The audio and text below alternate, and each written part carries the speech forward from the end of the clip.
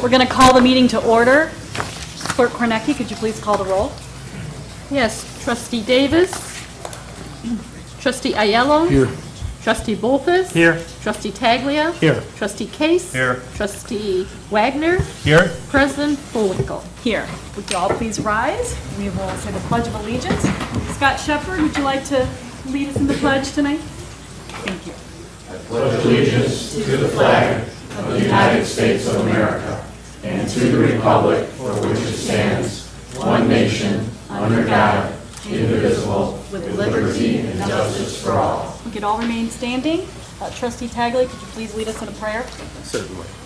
Our Heavenly Father, will thou be pleased to grant that this meeting, thus begun in order, be conducted in peace and closed in harmony. Amen. Amen.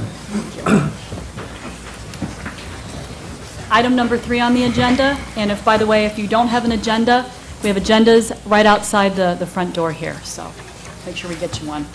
Item number 3, approval of the agenda. May I have a motion to approve the agenda? Madam President, Trustee Aiello, move to approve the agenda. do I have a second? Second. Trustee Case? Second. Okay, questions and comments from the public about our agenda tonight? Questions and comments from the board? Roll call vote, please. Trustee Aiello. Yes. Trustee Bolfus. Yes. Trustee Taglia. Yes. Trustee Case. Yes. Trustee Wagner. Yes. President Bullwinkle. Yes. Item number 4 on the agenda, consider an ordinance of the Village of Villa Park, DuPage County, Illinois, amending the insurance requirements for owners of residential or commercial property working in the village's adjacent right-of-way. Manager Keener. Thank you, Your Honor. The village desires to provide different insurance requirements between public utilities and adjoining owners based on the frequency of requesting permits and the scope of the work to be performed in the village's right-of-way. This ordinance would require each owner of a residential or commercial property occupying right-of-way or constructing any facility in the right-of-way to secure and maintain liability insurance policies, insuring the owner as named insured and naming the village and its elected and appointed officials or officers, agents and employees as additionally insured on the policies as stated in this ordinance. Staff recommends that the village adopt this ordinance. Thank you, Your Honor. Thank you. Questions and comments from the public? Questions and comments from the board? I have a question. Public comment? Okay, if you would, for public comment then, if you could please take the podium. State your name for the record. My name is Bob Nerder. I live in 306 South Beechwood. When you said having insurance, you're not saying how much. We can answer that. Manager Keener? Yes. Thank you, Your Honor. Insurance for residential and commercial permits will be $2 million for bodily injury or death to each person, $2 million for property damage resulting from any one accident, $2 million for all other types of liability, and $2 million for environmental liability. For residential flat work, including driveways, sidewalks, and curbs, the limit shall be $1 million for each of the coverages listed above in subsection 1. And Your Honor, this is something we've talked about for some time, and actually the driveway aprons is a common concern. I think previously it was close to $5 million, and now we're reducing it to just $1 million. Thank you, Your Honor. Thank you. Any other questions, comments from the public? Questions and comments from the board? Madam President. Trustee Aiello? Couldn't we just require, since there's a permit that has to be pulled anyway, can't we just require the contractor to give a insurance policy that would cover not just the village, but also the homeowner, and cover all three under the contractor's policy as an additional insured for the village and an additional insured for the homeowner? I believe that would be Kathy. Okay. I'm Attorney sorry. Orr? My understanding of this is each owner of residential property occupying the right-of-way shall secure and maintain the insurance. Our contractors are also required to have insurance with the general registration, so it is a double deal. They're utilizing or they're working on publicly owned property. So the answer is yes, that's the point of this ordinance. Well, it's also, I appreciate that it's also a point to lower the current requirement. Yeah. And I do appreciate that we're trying to help everybody out.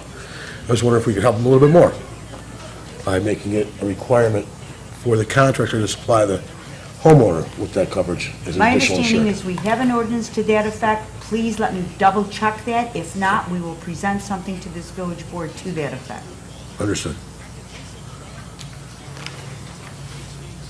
Other questions and comments from the board? Roll call vote, please. Trustee Bolfus? Yes. Trustee Taglia? Yes. Trustee Wagner? Yes. Trustee Case? Yes. Trustee Ayello? Yes. President Bullwinkle? Yes. Item number 5 on the agenda, consider an engineering agreement with Civil Tech Engineering, Inc. for Phase 2 design engineering services for the Van Buren Street Improvement Project. Manager Keener. Thank you, Your Honor. Public Works is proposing the completion of the Van Buren Street Improvement Project, which consists of street and utility improvements on East Van Buren Street from Ardmore Avenue to Cornell Avenue. The proposed scope of work includes the preparation of plans, specifications, and estimates for the completion of the proposed street and utility improvements. Public Works staff requests approval of this agreement with Civil Tech Engineering at a cost not to exceed $56,860, Your Honor. And this piece of street improvement is the one I commonly call the roller coaster. By doing the Phase 2, we'll have this project shovel-ready, and if any grant funds or any type of funding comes available, we can provide this to area legislators stating that it's shovel-ready and we're ready to go. Thank you, Your Honor. You're welcome. Questions and comments from the public regarding this item on the agenda? Questions and comments from the board? Trustee Wagner? Madam President, just a comment. As the manager said, he refers to it as the roller coaster street. And I don't have occasion to drive down that street, but I did this evening. And I think the manager's description of that street is quite appropriate. And it's, I thought I had a bad street, but that's pretty bad. So, thank you. Questions and comments from the board? I have a really quick one. Manager Keener, where is this funding coming from? Street Improvement Fund, Your Honor. All right, great. Thank you very much. Roll call vote, please. Trustee Taglia? Yes. Trustee Wagner? Yes? Trustee Case? Yes. Trustee Ayello? Yes. Trustee Bolfus? Yes. President Bullwinkle? Yes. Item number 6, consider an ordinance adding to the offense of bullying and harassment to the Village Villa Park Municipal Code. Manager Keener? Thank you, Your Honor. Every person is valued and respected regardless of perceived differences, and many communities throughout the United States are taking steps to ensure that their citizens live in safe, non-hostile environments. Bullying and harassment disrupt safe environments and interfere with one's ability to succeed or excel within the village. Staff requests that the village board discuss passing an ordinance which would help regulate bullying and harassment in order to ensure that everyone is able to participate in or benefit from programs, activities, work sites, and opportunities offered within the village. Thank you, Your Honor. Questions and comments from the public in regards to this item on the agenda? Questions and comments from the board? Madam President, Trustee Bolfus? is there any age limit on who this ordinance applies to, or does it apply to everybody? There is no age specified in the ordinance, so it would apply to anyone. But typically with adults, you would have assault, battery, and other charges as well as bullying. So this would be in addition to. This would be in addition. Other questions and comments from the board? Madam President, Trustee Ayello? how does this affect, or not affect, does this duplicate what the state already has? Is it supplemental to it, and in what way? What we're trying to do here is create a local ordinance so that if we have an instance, we could take it up to our local administrative adjudication process. Because if we take it to the circuit court, our problem is prosecution often. If you get to the circuit court, they're used to dealing with murders. They're dealing with some things like bullying, do not necessarily get the right attention. So we're trying to deal with this problem on a local basis. That's the point of this. So my thinking there is, if the state doesn't want to deal with it, I don't know that I want to deal with it locally either. I the worst thing appreciate that there's potentially a help that this might provide, but it's also a hindrance that it could provide. So It just seems a little like overkill on this issue.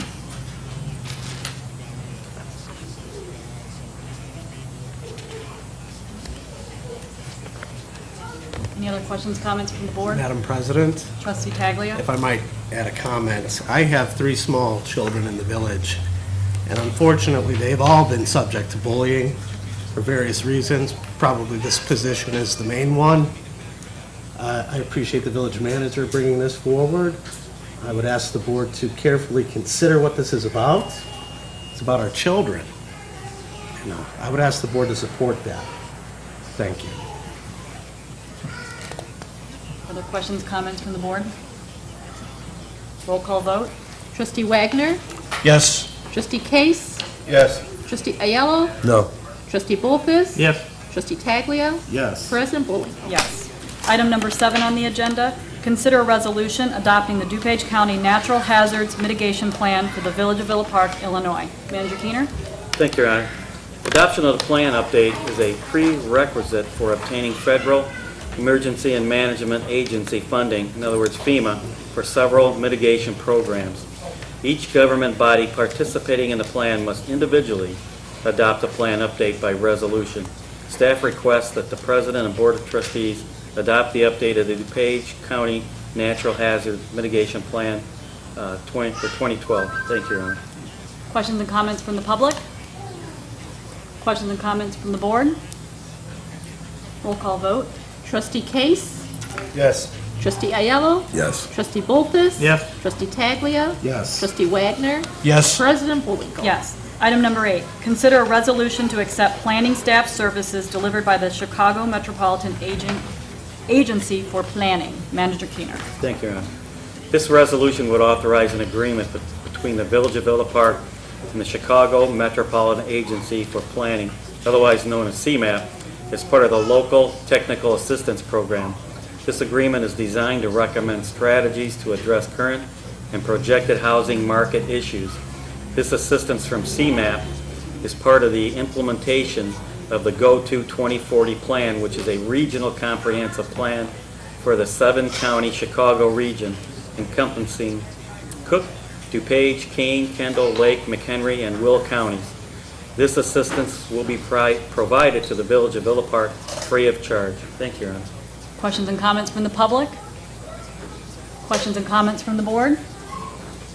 One question, Madam President. Trustee Ayello. Are there any related expenses to that, even though the unit itself is not cost us anything?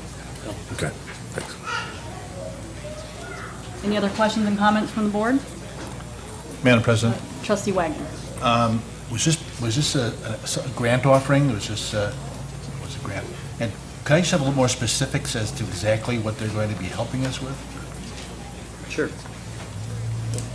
No, go ahead. Please do.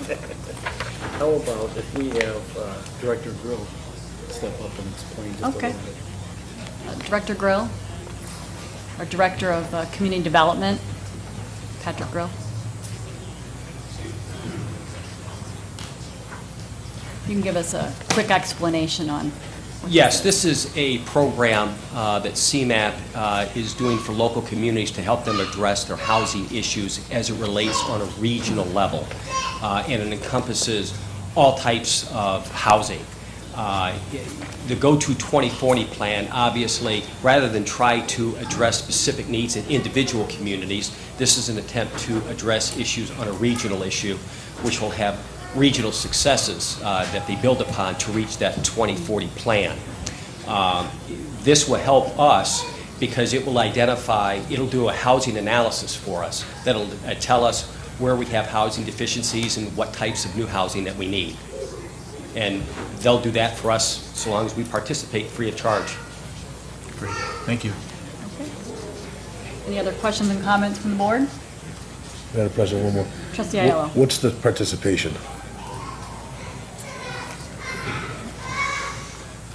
It's okay. no. The participation is with Addison, Wooddale, and Bensonville to develop sort of a model regional housing plan in this particular area. Who's doing that from our staff? Who handles that? I'll be collecting the data that they're looking for. So other than your time, outside of that, do we have an expense? No. Okay. No, in fact, we'll be asked to hold some regional meetings here and provide some refreshments, which will be reimbursed through CMAQ. So, Understood. Thanks. Any other questions or comments from the board? Roll call vote, please. Trustee Ayello? Yes. Trustee Bolfus? Yes. Trustee Taglia? Yes. Trustee Case? Yes. Trustee Wagner?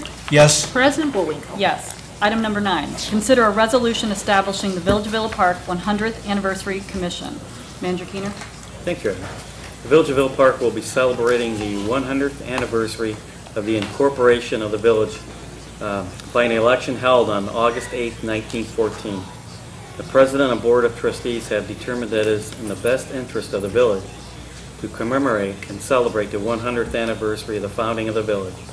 In order to do this, they have determined that the planning of activities for the celebration be overseen by a commission who will recommend and advise on various aspects of the celebration. This resolution would formally create such a commission. Thank you, Your Honor. Questions and comments from the public? Want to take the podium? State your name for the record and limit your comments to 3 minutes if And you please can. sign in. And yes, and also make sure you sign in.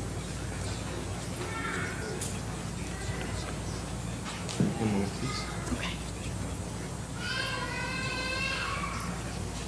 My name is Lucas Weedman, and I had a question. You mentioned an election, like who will be elected? Like what kind of election is it? Are you electing the commission? No, there wouldn't be an election. It would be basically volunteer-driven. So we would go out, call on people to participate in the commission, but there wouldn't be a formal election. Wouldn't be anything like that. So if this passes and you're interested in partaking in the opportunity, we'll make sure we contact you, so, as we do our recruitment, okay? Madam President?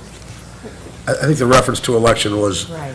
that's when the election occurred 100 years ago, 99 years ago. Oh, okay. So no, yeah, because there's no formal election. Right. Okay. There was an election Got it. held. Okay. All right, yes. But not to actually participate in the commission if this passes, so. Okay. Any other questions and comments from the public in regards to this? Okay, yes. You can take the podium. State your name for the record. Sign in. Scott Therian, a new business owner on Villa Avenue over here.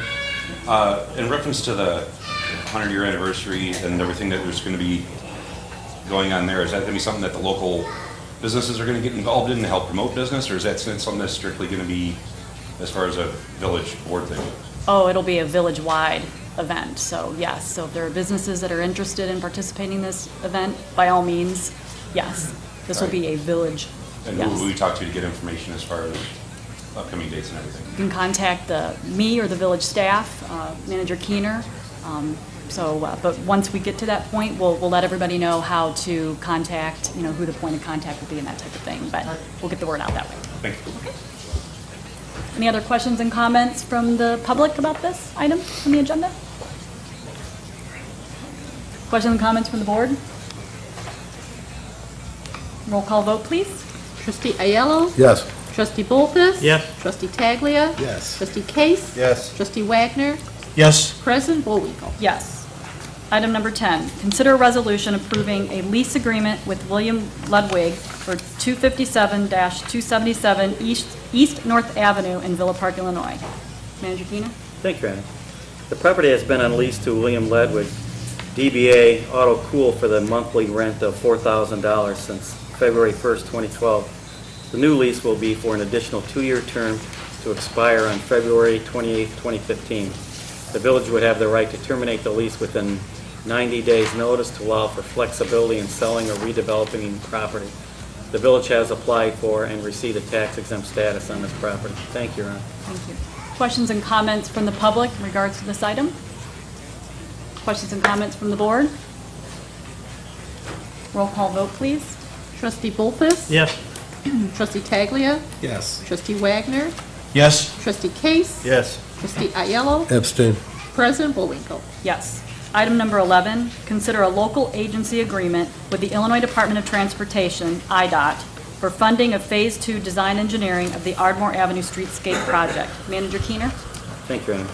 The village will be receiving an Illinois Transportation Enhancement Program grant, ITEP, that will provide approximately $82,988, 80% funding for the streetscape improvements on North Ardmore Avenue. The proposed local agency agreement with the Illinois Department of Transportation will establish the cost sharing for Phase 2 design engineering of this project. Staff requests the board approve this engineering agreement. Thank you, Your Honor. Questions and comments from the public in regards to this item? Questions and comments from the board? I just have a really quick one. The boundaries will go from North Avenue on Ardmore all the way to the train tracks. So it's a pretty big space that we're going to be covering with the streetscape project. In totality, it's about a $900,000 project.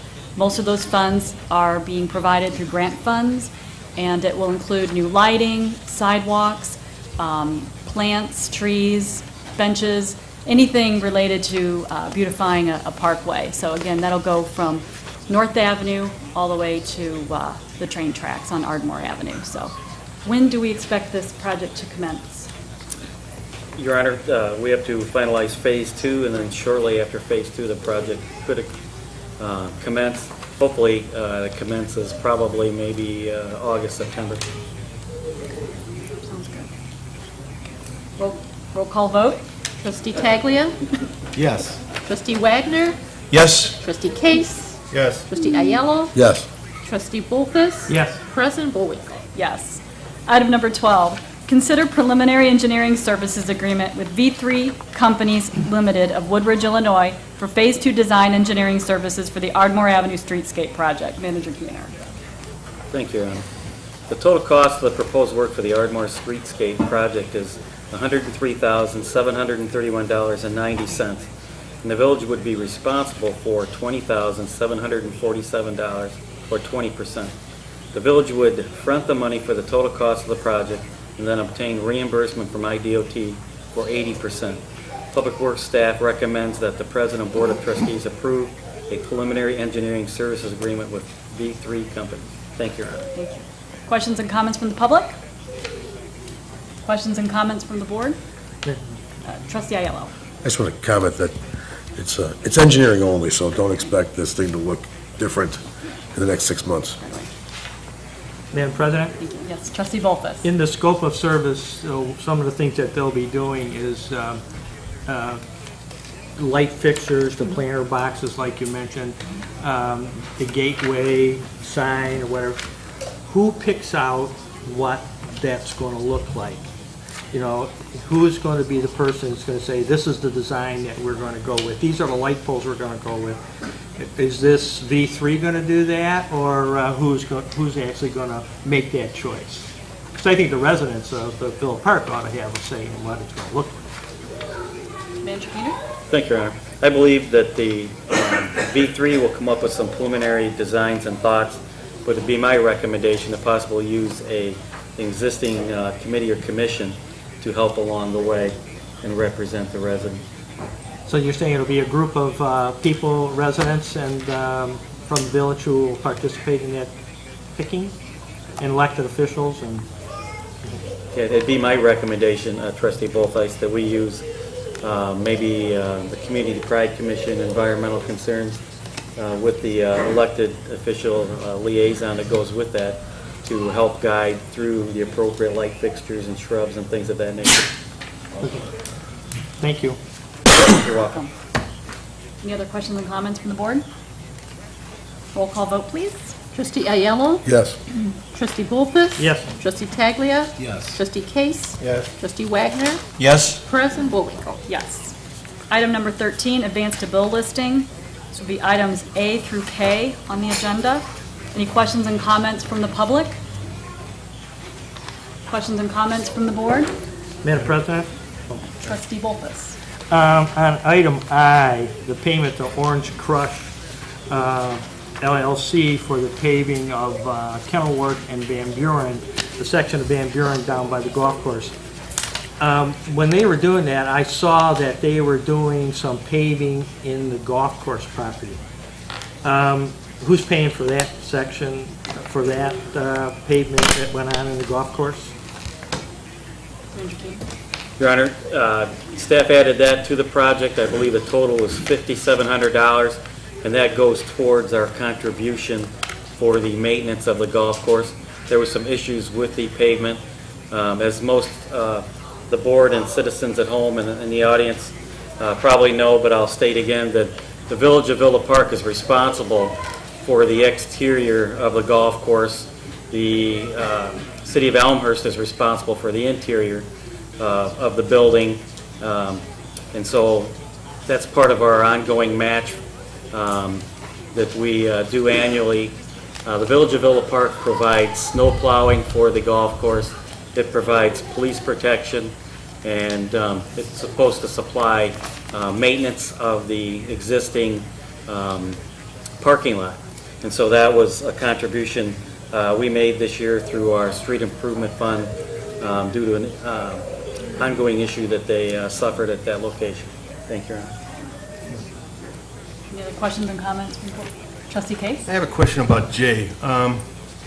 Is the village paying for this? I thought we had the money coming from somewhere else to pay for this.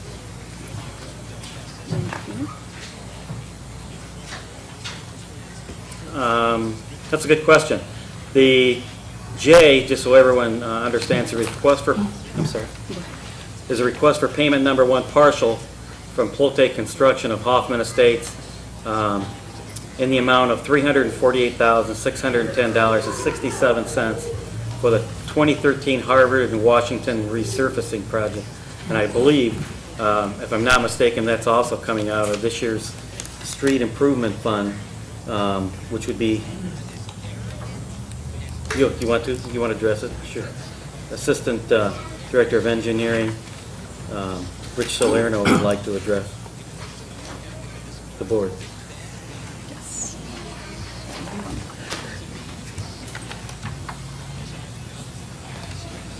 Good evening.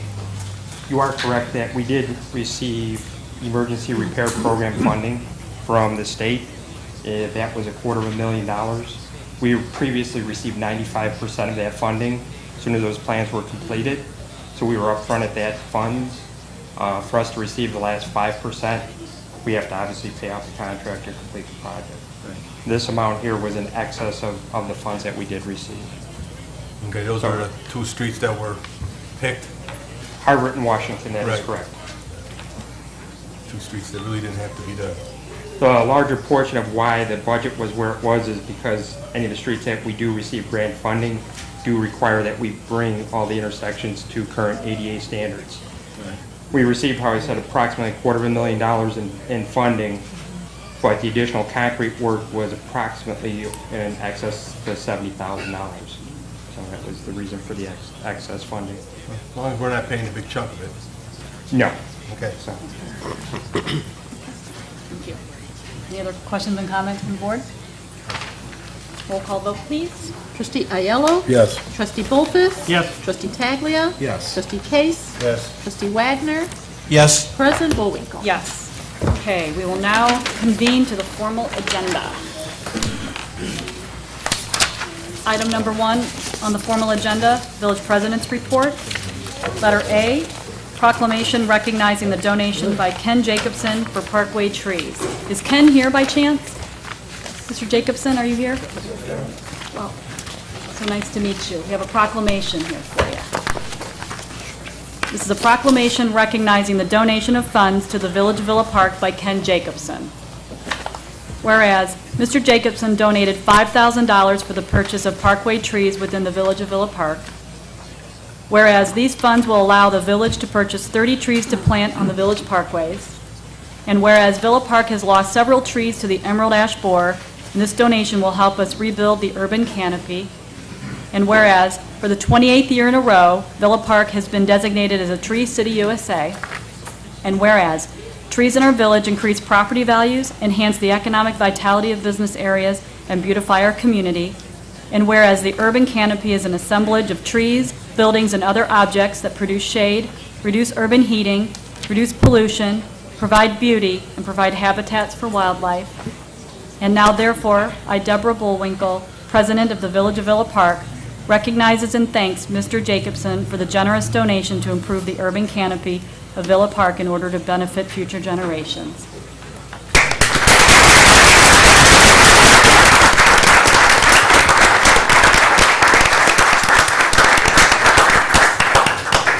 Really quick, if you could approach the podium, I want to make sure we get you right here in the front here.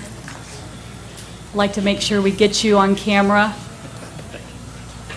So everybody in Villa Park, or at least those that are watching us tonight and for the future, will see who our generous donor is. We really, really appreciate this opportunity that you've given the village.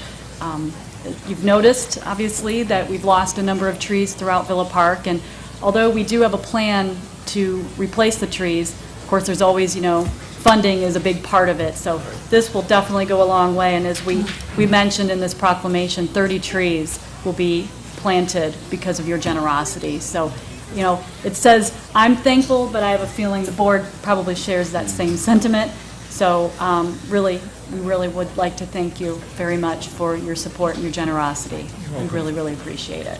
My wife and I have been residents of this town for, I moved in 73. Oh. And the environment and the village itself was very important to both of us. So I'm doing this in her memory.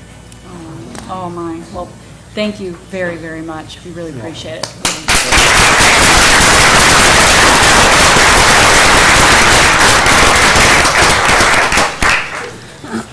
Okay. Letter B under item number 1, recognition of Brandon Mizuka, his promotion from the rank of firefighter paramedic to the rank of lieutenant. Chief Rokosnik, where is our chief? There he is. Our fire chief, Ron Rokosnik. Please approach the podium. And there's Brandon right there. Step on up, Brandon. And how about Maggie? Come on up, Maggie. Aw. Okay. Just want to start, it's a great feat to become a lieutenant. I've been there. It's very difficult, very challenging to become a fireman, first of all, and then to get promoted. It's a lot of work, a lot of education. I couldn't be happier than our choice here of Brandon Masuka. Brandon's going to do an outstanding job for us. He's been with the department since August 9th, 1999, so 14 years. He's married to Maggie. They have 2 children, Grace and Lily. They're here somewhere. And he currently resides in Aurora, Illinois. Brandon currently is our radio guy, and he does our StarCom radios, which is a big, big feat right now. So he's done an outstanding job. I look forward to working with Brandon many years to come, and I know he'll do a great job. Thank you.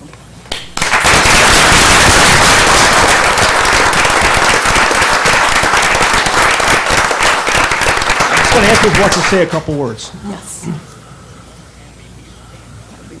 Thank you, Chief. I just want to say thank you to the board and everyone else. I'll do my best to keep the town safe and keep us all alive.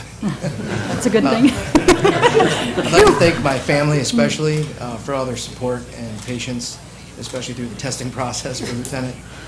There were many nights they didn't see me at all, so I just want to say thank you. Well, thank you for your service.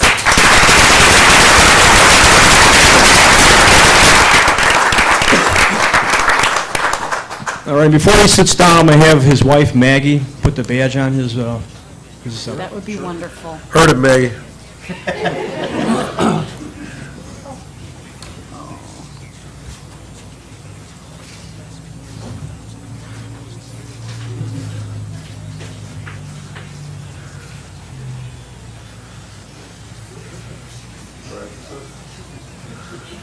Oh.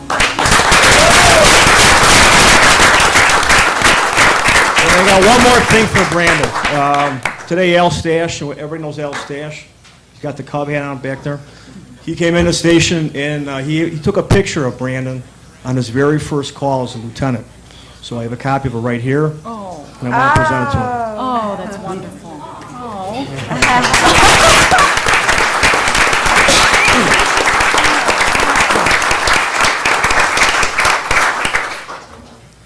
Well, I'll tell you, I've had such a pleasure getting to know Brandon, and, I I put on all the bunker gear recently, within the last couple months, and they put me through the rigors of their training exercises, and let me tell you, you kicked my butt. I was pretty sore after that, but you know, it was a real good opportunity to get to know you better, as well as the men and women standing behind you tonight. So we wish you all the luck in the world, and you know you'll do a great job. So thank you.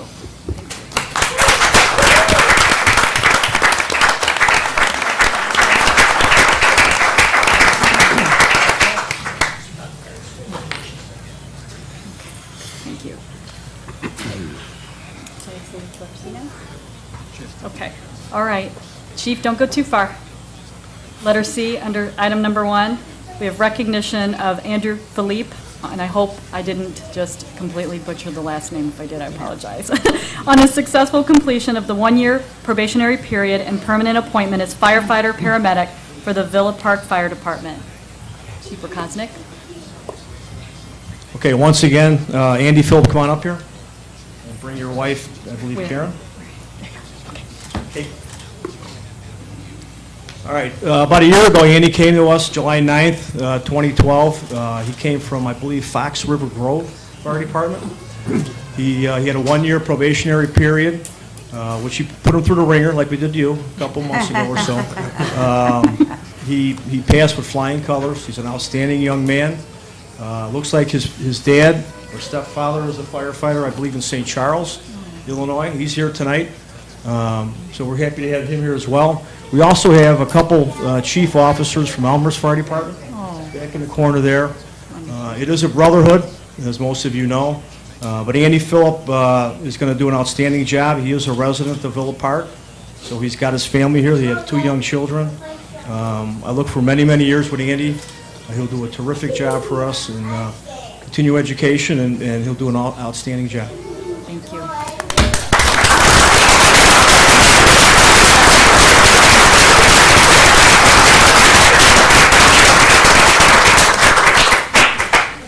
On behalf of myself and my family, we'd like to thank the board and everybody that's helped me through my probation.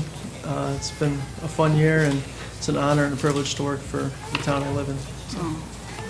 Thank you.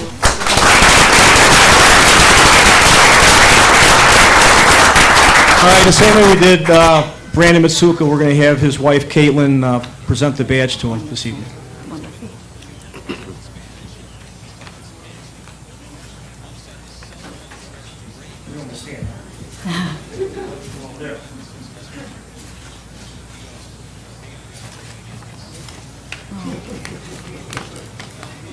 Oh.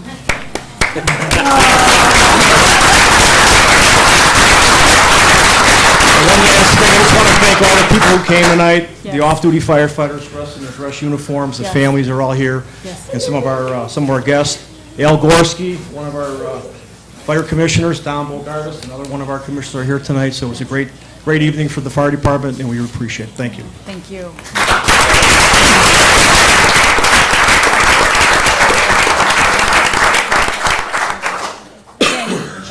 Again, can't thank you enough for your support and for your just dedication to your profession. You know, we promised we'd get to you at 8 o'clock, and we got to you right at 8 o'clock. So thank you for waiting, though, through the first part of the agenda. We really appreciate it. I bet there's some pictures that will be happening behind the scenes, so. All right. Thank you. Okay. Letter D, recognition of Nicole Powell as NESDRA Superstar participant. Greg Gola, our Director of Parks and Recreation, would like to step forward.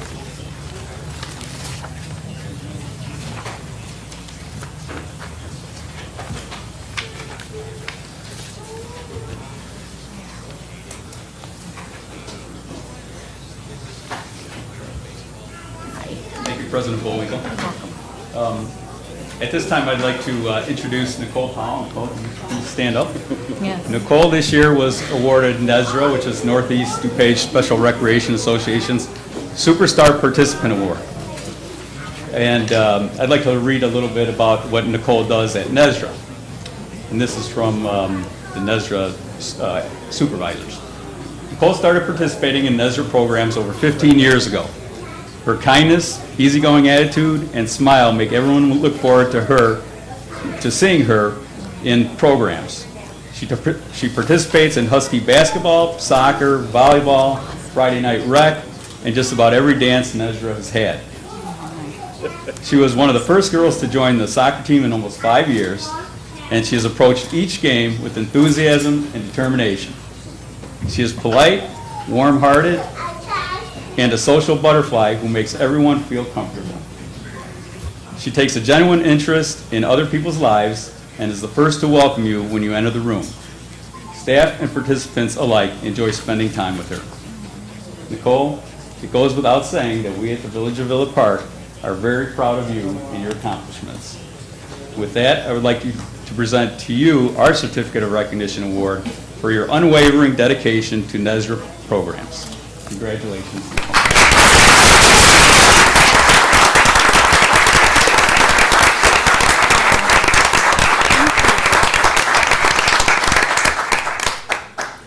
It's a real privilege to be here tonight with so many esteemed guests. This is wonderful. Congratulations, Nicole. Yeah, aw. You bring a tear to our eye, too. You deserve it. You deserve it. Thank you. Thank you. Okay, letter E on the agenda, appointments to commissions. We have Sandra Hill for the Environmental Concerns Commission and Nadia Haduk for the Senior Concerns Commission. Is Sandra or Nadia here tonight by chance? I don't believe they could be with us, but I want to make sure there wasn't a change. Okay. Well, we wanted to just go on the record that they will be appointed, and then we need to do a consensus. A motion, need to do a motion from the board? Somebody want to make a motion for the Madam President, appointments? I'd like to make that motion. Okay. Trustee Wagner, we have a second? Second. Trustee Case. Any other questions and comments from the board? Okay, roll call vote. Trustee Ayello? Yes. Trustee Bolfus? Yes. Trustee Taglia? Yes. Trustee Case? Yes. Trustee Wagner? Yes. President Bullwinkle? Yes.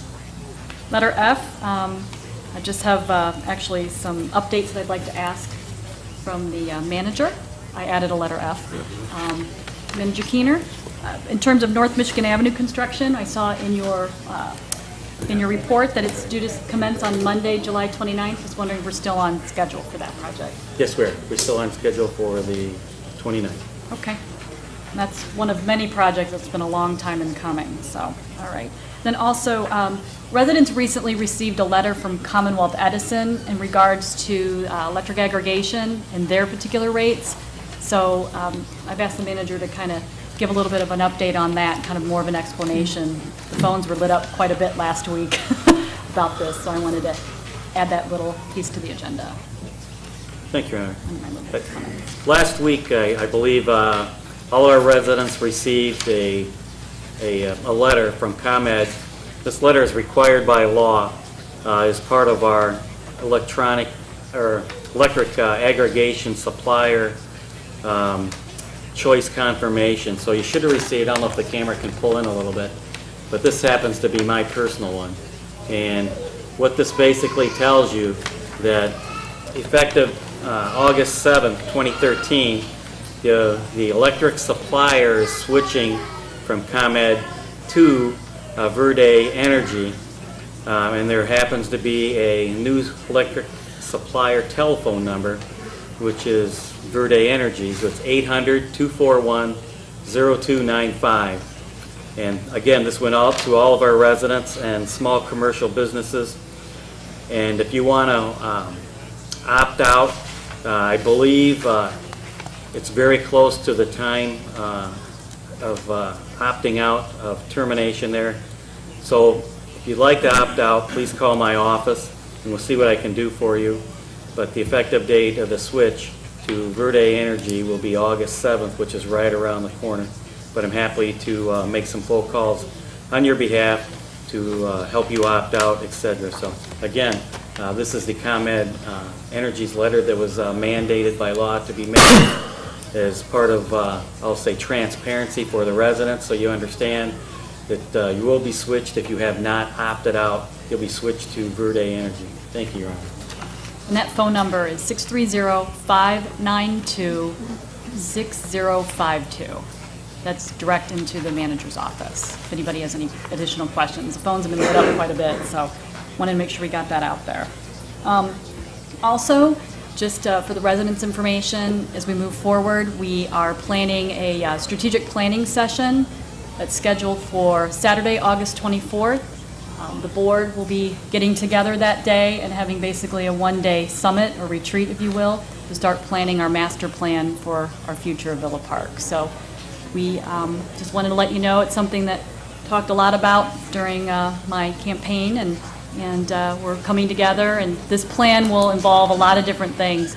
It'll encompass the streets, Parks and Rec, the future for what that's going to look like, as well as Public Works. It's pretty much everything under the village umbrella, fire, police, all the different departments. So I just wanted to let everybody know that we are moving forward with that and looking forward to it. And staff is also very excited from what I'm being told by the staff. So we're looking forward to it. So also just a couple other things. We had our annual Metro Cleanup event this past weekend, and want to thank all the volunteers that showed up to help us clean up the Metro station. We added new mulch, and we did some painting of the storage shed out there, and pulled some more weeds, and just did all that kind of stuff to purify the Metro station, if you will. So I want to thank the manager for being out there with us, and his wife, along with Trustee Wagner, and the number of volunteers that we had out there helping us out. So wanted to thank for that. And also in your Village Matters newsletter, your summer edition that should be hitting your mailboxes any day now, included in that newsletter will be a community survey. This community survey, I think it's like a 7-page document that staff worked really hard to pull together to solicit feedback from the residents, and that information will be used to help us put together this master plan. So we said we wanted to hear from the residents. This is the same survey that we sent out and actually distributed during our town hall meeting that we had about a month ago. So it might look familiar to some of you, but for many of you haven't received it yet, it will be in your newsletter. So please take a little bit of time to complete that survey. We really want to hear from you and gather your feedback. So just a couple more reminders. Our Coffee with the Board is scheduled for Saturday, August 3rd at 9 a.m. here at Village Hall. Love to see you. And then also, speaking of August 3rd, we have our annual bike ride coming up. It's also on August 3rd from 8 to noon. We start and end at the gazebo. You get a free t-shirt, and I actually see some folks in the audience here that have helped out with the bike ride in the past, so we hope to see a lot of you out there. It's a free event, and it's real casual. Just come and go as you please, and it's a great way to explore our trails in Villa Park. So with that, I'm going to move on to item number 2 on the agenda, public comments on agenda items.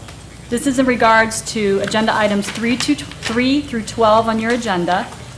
If anybody has any questions, comments, concerns that they'd like to address on agenda items, please approach the podium. I'll give you 3 minutes to comment. Okay. You could state your name for the record. Mike Orlowski of Villa Park.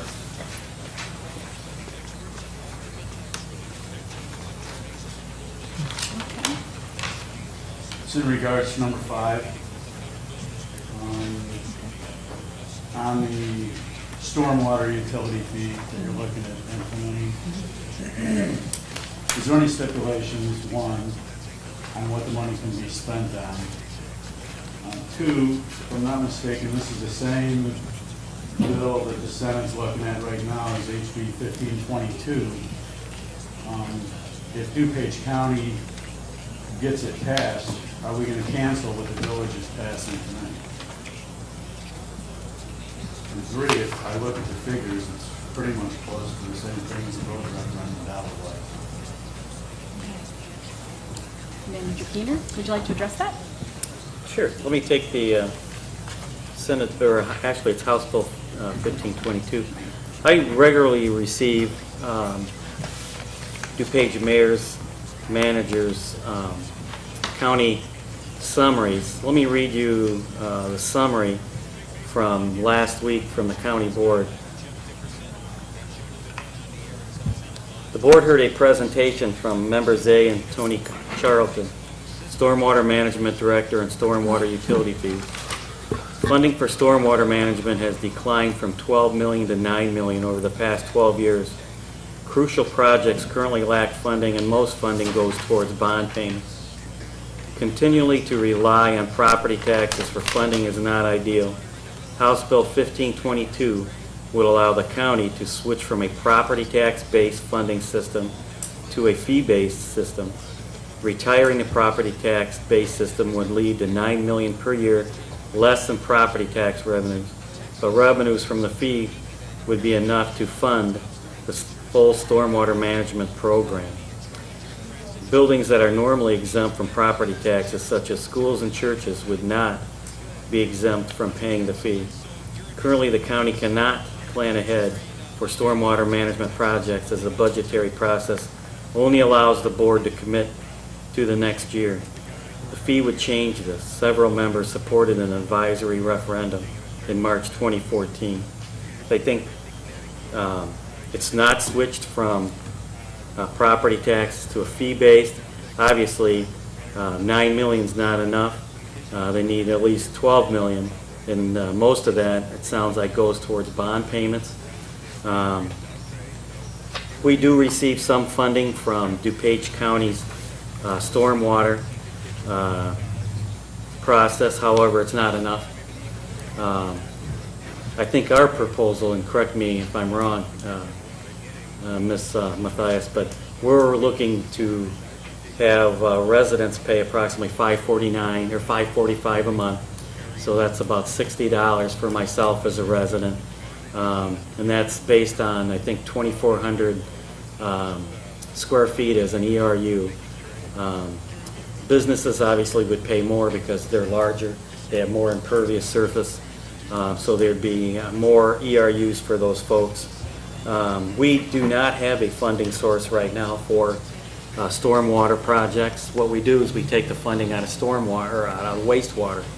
Currently, our wastewater surplus is right around $600,000, and it's declining because once DuPage and the city of Chicago increased the water rates, consumption decreased, and wastewater fees are based on water consumption. So with the village, in a couple of years, we'll have exhausted our surplus revenue in wastewater. Then we'll have nothing for wastewater and stormwater. Assistant Director Salerno, could you, from your past memory, maybe expound on a couple of the last grants from the county for stormwater? We'll need you to come to the podium. We have to capture you on the mic. Hot mic. The last project, actually, we received funding was a regional detention basin, was the Terrace Douglas by the TOD area. That was completely funded through DuPage County. So besides a village benefit, it was actually an area-wide and for potential future development. So that was probably the largest that we received most recently.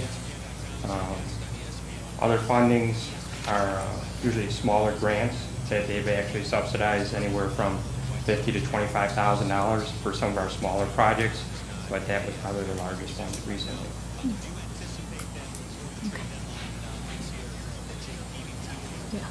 Are you, yeah, Did I we want to miss a make sure, question we on want to that? make sure we Well, got no, at least and then as basically, much as we can now. If DuPage County gets it passed, will ours stay as it is if we pass what we have? But, Your Honor, I can answer this kind of in a funky way.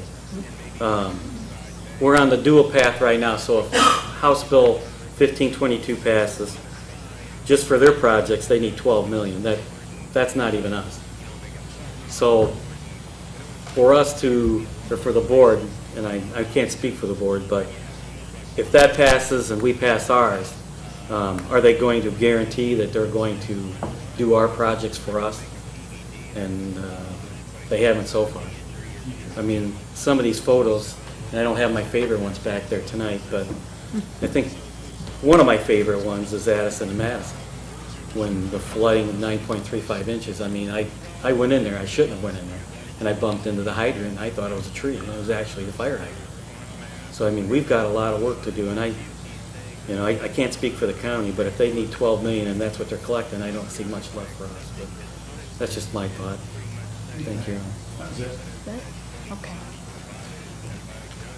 Any other public comments on agenda items? State your name for the record. Greg Hassler. Try to keep it to 3 minutes. Michigan Avenue. You can. In Villa Park. I'm a member of Planning and Zoning, and I'm addressing item number 7 here.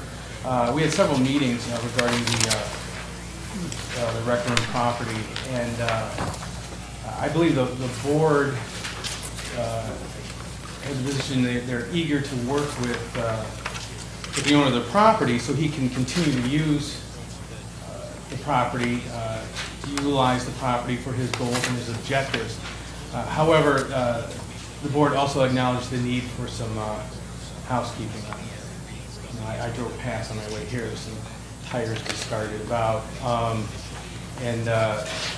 We just, we feel that we had a few meetings on it and feel it's a good compromise. I said we want to see him keep using the property, but we really like to see the housekeeping issue addressed. So I kindly request that you vote in favor of our recommendation with the conditions as stated in the ordinance. Thank you. Thank you. Okay, state your name for the record. Scott Shepard. I wanted to talk about the water rate increase. Nothing I can do to stop you from raising it. And not to say that I don't think we don't need it, but we just got hit with a big one. All these fees hitting everybody all at once. Is there anything you could do to do a gradual increase over a period of time rather than just hitting everybody right now? That's what, $20 every billing cycle. You guys thought about breaking up the billing? Because right now, paying $300 a month in or a quarter in sewer and water, gets to be too much for some people with multiple people living in the house. Is there any way we can sign up for, monthly billing or something like that? Because water rates are getting up to be, it's more than my gas and electric put together, and to get hit with that in a month, it's, hard to come up with. It's hard to budget for, so. Manager Keener, would you like to address that? Thank you, Your Honor. I believe within the wastewater and water rate analysis, it does call for switching from a quarter system to a bi-monthly. And of course, if the board wishes, we could always go to a monthly. Many utilities are monthly, such as ComEd, or phone bills, and it does allow for easier budgeting. And I think once we switch to an advanced website and have the ability to use credit cards, Visa and MasterCard and things of that nature too, it'll make it a little bit easier for folks. But yes, this board does have the authority to switch from quarterly to 2 months or a month. Yeah. Well, the question is, before you start implementing that money right off the bat, can't you start with $1 a month and then just keep bumping it up so people get used to it? Smacking them all at once is, seems that's what governments love to do. I think in this particular situation, it sounds like we do have flexibility, so we should definitely look at ways to help ease that burden. Okay, thanks. Oh. Hi. State your name for the record. Cheryl Tucker. And I have several things I have questions on. Okay. First is for the police chief. Did you say police chief? Yes. Okay. I'm just trying to pick you up on the mic there, so yeah. I have a question on how will you collect those fees for the booking that you stated in General 4?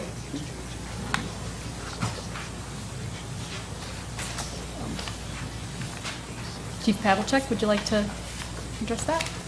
We'll have to have you come to the podium, though, so we can pick you up.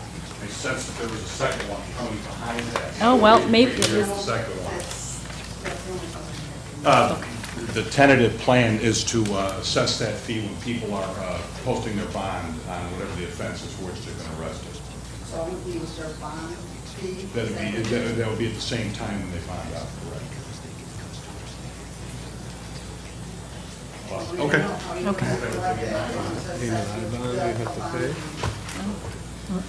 Okay. Thank you, Chief Pavlicek. Okay, I have a group thing with 5 and 6 together. A question on them, both of them.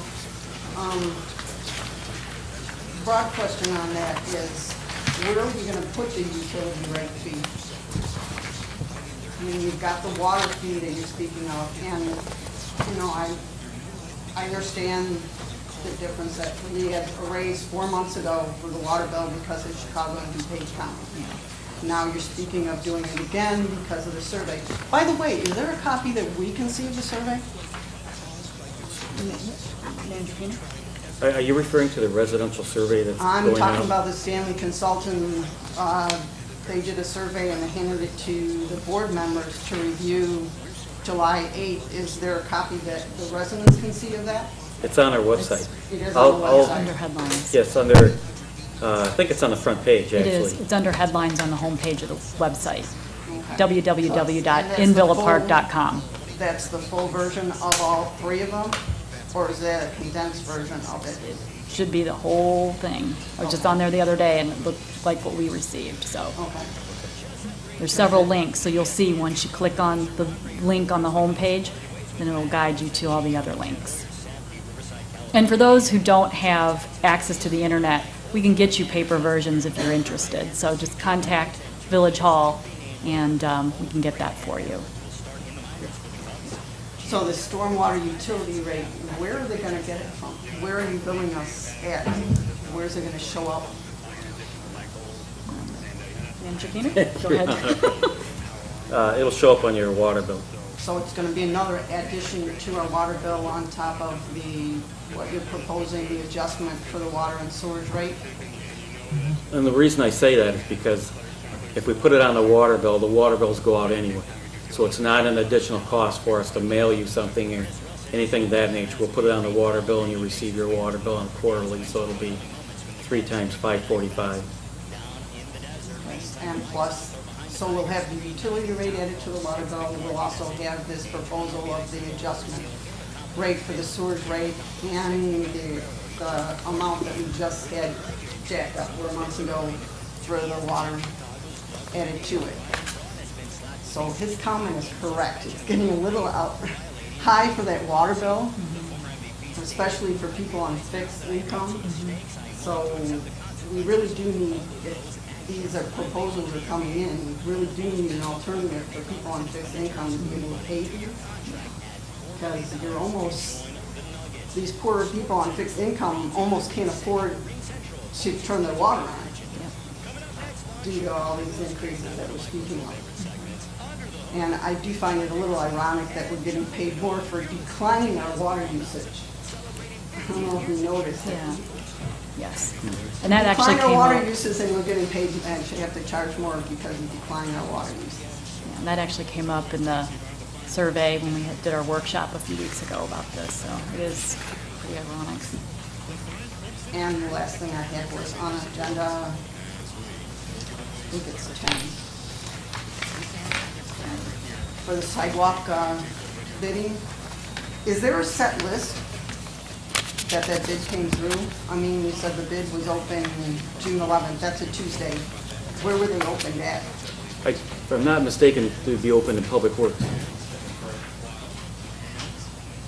So they'll be open, they were open in Public Works, is that where all the bids were opened up at? Yes, that's correct. Okay. And I take it they were listed somewhere when they were opened up, or? In the Public Works, or what they were? Public Works office as well, all these. I'm sorry, would you like to, please, yeah, have you go to the podium. Yeah.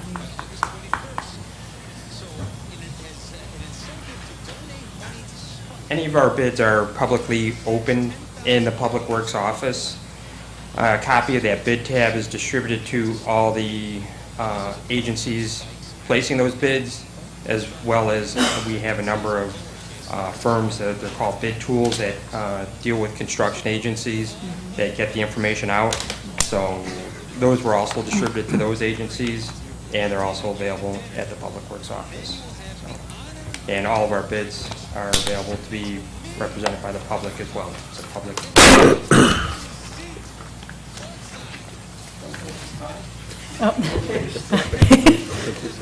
All right. Is there a list of sidewalks that are gonna be done? Because we put the bid in, are we paying them that amount before the sidewalks are done, or are we paying them on the bid as they're being done? Saying it's supposed to be a 50-50 deal with the residents, how did you come up with them bidding it and the amount they came across? Village staff came up with a unit quantity, then we broke that out into the bid price. They are not paid that lump sum, they're only paid the work that they actually performed. We have an itemized list of residents that requested sidewalk to be replaced. We actually gone out and measured that quantity. Now that we have a unit price, and after the approval process that the board accepts their contract, we'll be notifying those residents saying that if they, for instance, had 100 square feet of sidewalk removal, their portion or 50% of the cost would be such and such dollars. We would be asking them to make a payment to the village for that 50%. Then that sidewalk is marked, the contractor comes, removes, replaces that sidewalk, restoration. After completion and it's done to village standards, then they would actually be putting a pay request to get paid. So all this work is done prior to them getting paid. Okay, so there's already a list set up for the sidewalks we're doing for this bid. That is correct. And we also continually receive residents and businesses that request a sidewalk to be done. So we'll be on the phone, so. Obviously, until the- Contractor, we're gonna have other contractors that you guys work on. It's an annual project. We're very fortunate that it did come back this year. Past years, we were unable to have a sidewalk program. That was the reason why the additional dollar amounts were put forth. Normally, it's only about $40,000 to $50,000. This year, we have approximately additional $70,000 worth of work proposed. So it may not reach the amount that they bid, or? Depending on the number of residents and businesses that we do have, if we will go up to that dollar amount of the contract. They bid for that amount, but not really. You'll have to come to the microphone if you keep Yeah. asking questions, Yeah. because this is for the public to hear. Right. Basically, it's not a set fee that we're paying on that amount. That's the bid amount for what you had contracted, or you think we're gonna need for sidewalks. So it's possible it could be under that amount. Is it possible it could go over that amount? It's possible, but it'll be very close to that dollar amount. We anticipate with the requests over the past years that we've gone out and measured and came up with a cost estimate, and the engineer's cost estimate is very close to what was proposed. Yes, is it the exact amount? No. Should be very close. Yes, it could be over, it could be under a little bit. If it is over, then we have to go to the board for a change order. But yeah, if you have any other questions, maybe we could get you together with Public Works in regards to that issue, so, okay. Any other? Richard, quick question. Well, we're still in okay. public comments, yeah. I'll agenda ask items. you later. Yeah. Any other public comments on agenda items? Okay. State your name for the record. Try to keep your comments to 3 minutes. Mark Ranieri, been a resident of Old Park since 1955.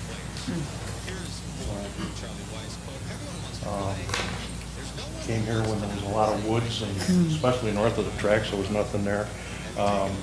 Lived here my whole life, raised my family here. I'm going to speak in favor of hoping that you would approve item number 7. This is a business that's located 3 doors away from where my business is. I've tried to keep my business in Villa Park. We have 18 employees, and while we're not really, we don't really pay a sales tax. We don't help the village that way, but the 18 employees shopping in this area, going out for lunch, buying their fuel in Villa Park. Obviously, we contribute that way, and that's 18 people. We rent some space over there by 207 West St. Charles Road.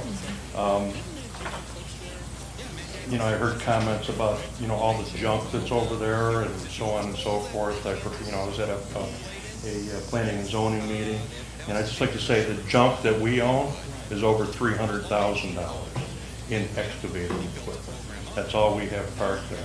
If we have to move because of this, then, or if this doesn't pass and they require him to do whatever else was on the agenda for this item, we may have to consider moving because we don't have enough space. Our business has grown to the point, we outgrew the space we were at.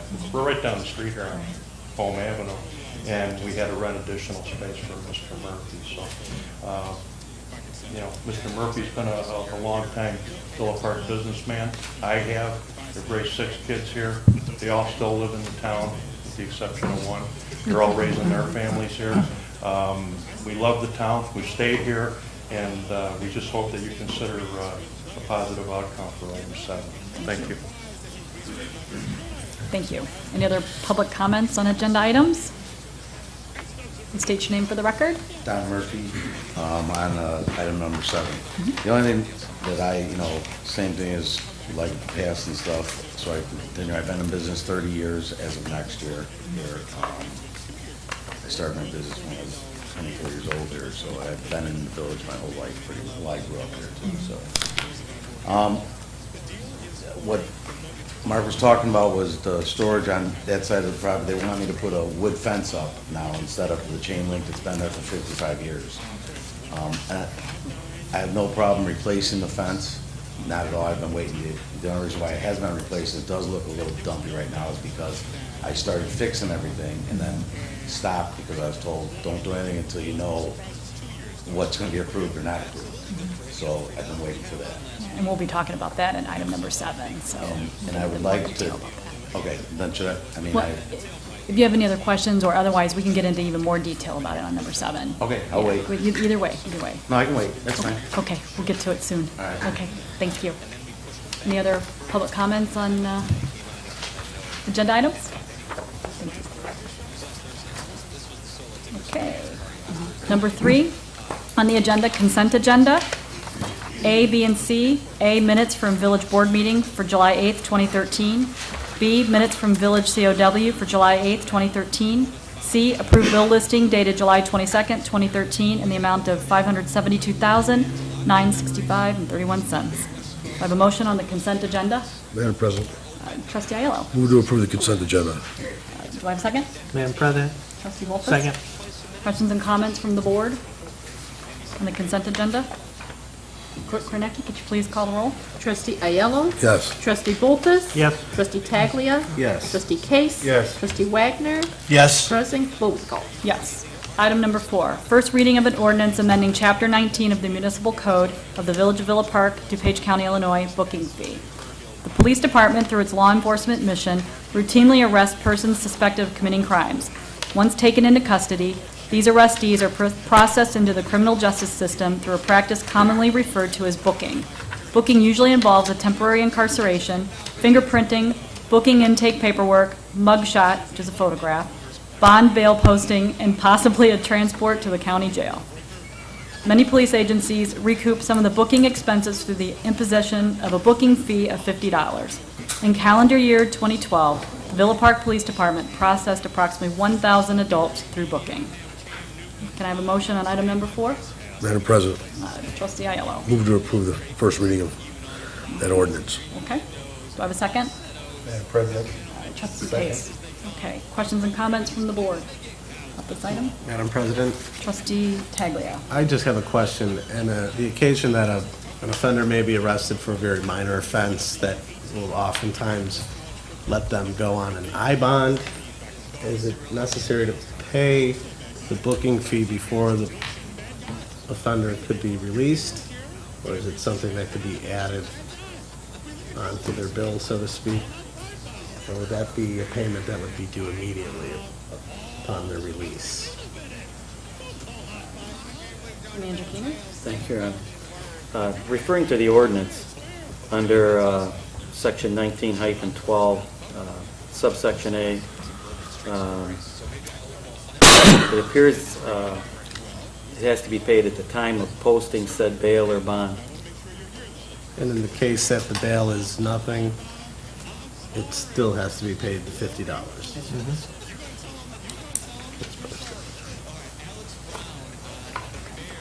Any other? Yeah, that's Is that it. Okay. Any other questions and comments from the board? Okay. I have a motion on this item? Okay. All right, roll call vote then. Sorry about that. Roll call vote. Trustee Ayello? Yes.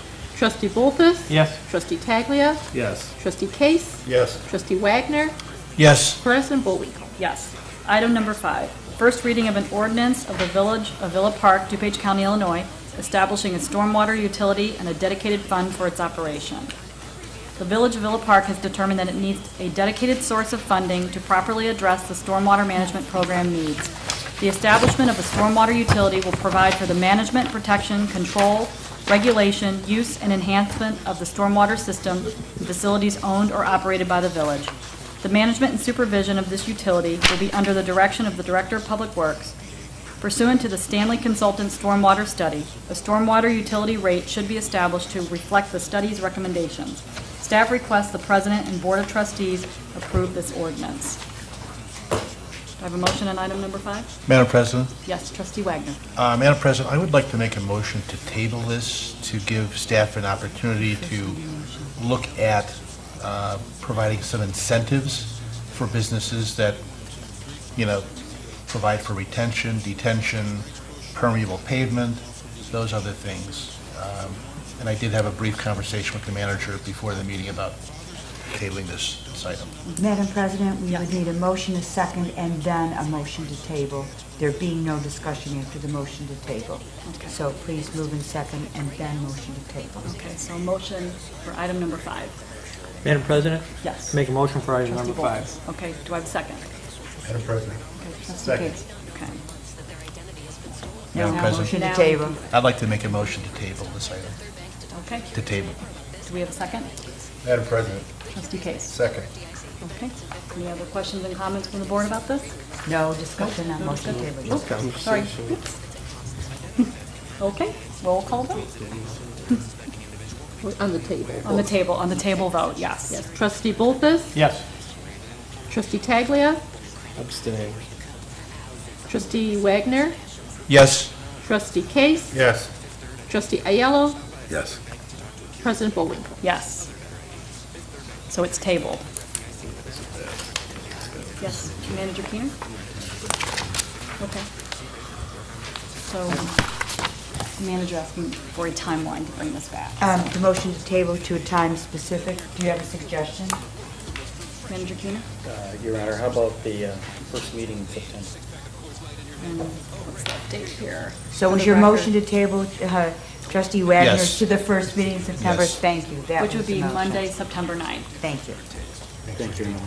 Okay, we'll bring this back on September 9th. This will give us time to look at a lot of different things, including potentially some ways to help defray the costs for folks on a fixed income, and just give us a chance to really dig into this a little bit deeper, so. Madam President, an abstention is not within the rules, so your vote will have to go with majority. Yeah. Thank you.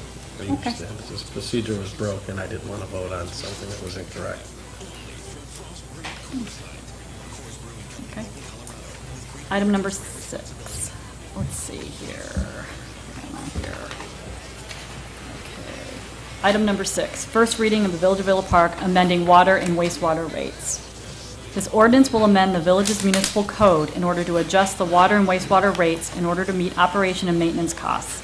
Pursuant to the Stanley Consultants Water and Wastewater Studies, the water and sewer rates should be adjusted to reflect the study's recommendations. These recommendations are related to the village's proposed capital improvement program, increasing utility spending due to inflation and increased maintenance costs, declining water usage due to ongoing conservation efforts, and water increases programmed by the City of Chicago and the DuPage County Water Commission. Staff requests the President and Board of Trustees approve this ordinance. Do I have a motion on item number 6? Madam President, Trustee Bolfus. motion for item 6. Do I have a second? Madam President. Trustee Ayello. Questions and comments from the board? Madam President, Trustee Bolfus. couple of questions. Do we right now have a minimum gallon charge that we charge the residents for? Is there a minimum balance at gallon? Is it 15,000 gallons a quarter, or do we just bill them for whatever we use? That's correct.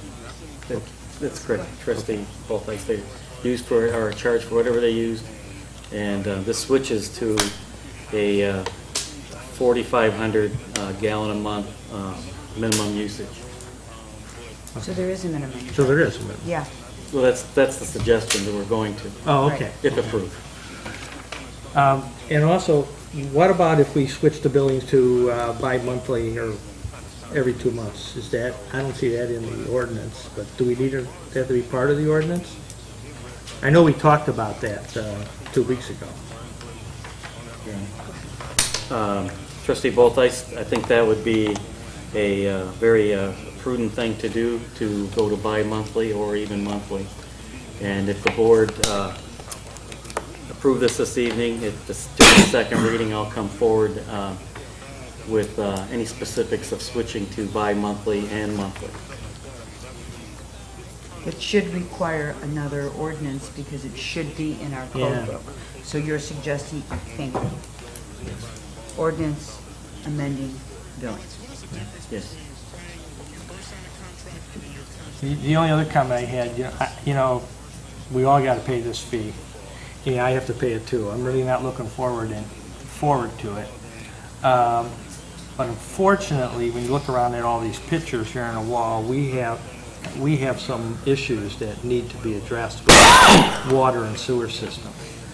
And it's been, there's pictures over there with bricks, stone inlets, and it's been a long time, and if we don't get on top of this, we're going to wind up in a real whole bunch of hurt.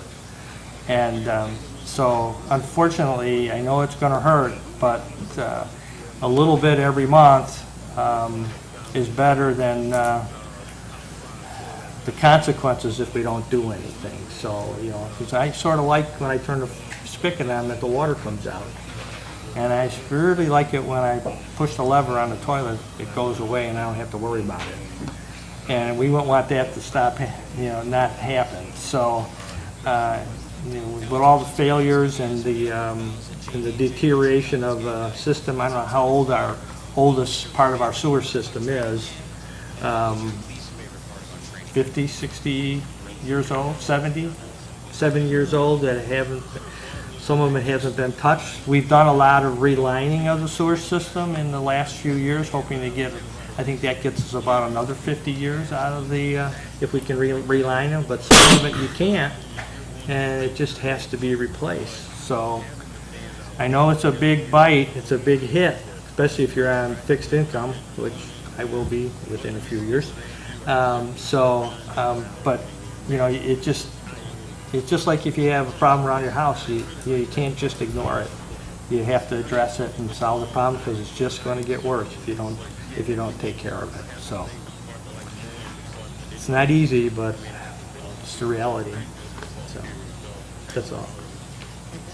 Any other questions or comments from the board? I'm sorry, Trustee Wagner. Thank you, Madam President.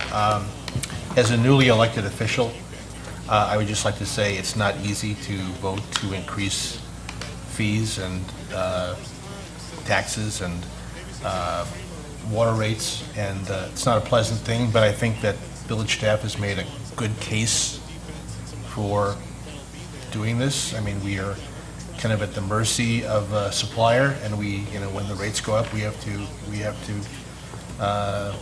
in turn raise our rates. So it's not pleasant.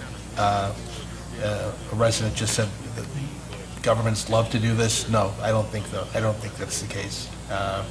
So I'll be reluctantly voting for this. Thank you. Thank you. Any other questions and comments from the board? Madam President, Trustee Taglia. as liaison to the Senior Concerns Commission, in the front of my mind are our seniors and their fixed income situation. And I was wondered if any consideration could be given to either providing a discount for seniors or some type of an exemption, and what that might look like to change the rates for people who are able to pay it. And maybe suggest if some people who maybe have higher incomes are willing to pay an extra $1 or $2 on their bills towards helping the senior population, if that could be an option made available. Just, my concern is that these may seem like small increases to some of us. To me, they're kind of substantial. I have a family, and you know, my wife stays home with the kids mostly, so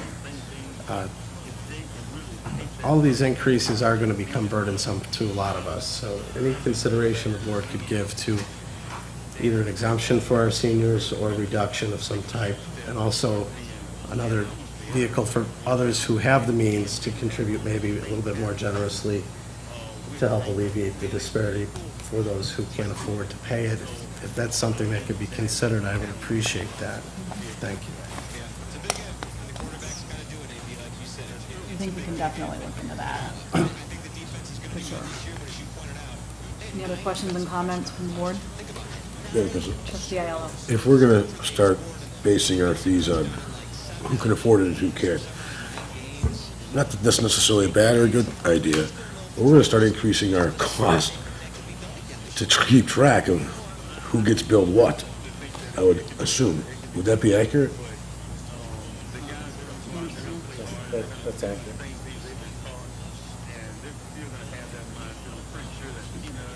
Anything else? Trustee Ayala? No? Any other questions and comments from the board? I just have a really quick one.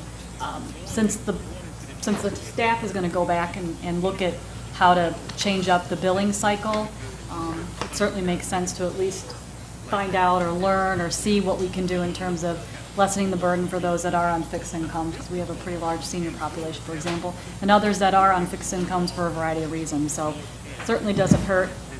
I wouldn't think it would cost that much more money to do some research, since we're already going to be doing research on that. So I'd appreciate it if the staff could include that on your punch list of items.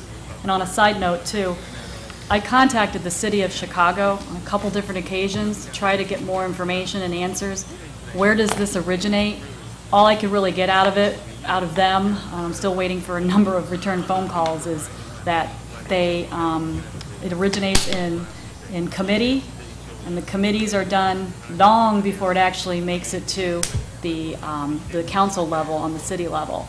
But I'm still digging in, and I'm still trying to get some answers from the city of Chicago. We've also got the layer of the DuPage County Water Commission too, but I'm trying to get some callbacks from the city itself just to try to get a little more information in terms of what their system's all about, and kind of go from there. I've been working on this even before I became president, so anyway. Madam President? Yes. My thinking here is, I appreciate that we could have staff check into this, but it is going to be staff's time and money chasing it around. It's also going to be staff's time and money and our attorney's time and money to come up with another ordinance that more accurately reflects possibly a senior citizen exemption or a ability to pay exemption, or a combination of those things. At this point, we've got Stanley Consultants. We had them come in. They told us what we need. We paid the expert to tell us what we need. Let's just get this over with, pull the Band-Aid off, and take the consequences. So, because we're going to need to do this sooner or later. Whether we do it now or we do it later. In the meantime, we're just wasting effort, staff's time, our money, chasing more thinking. So I think we should move forward with this first reading. Thanks. Thank you, Trustee Ayala. Any other questions and comments from the board before we go on to roll call vote?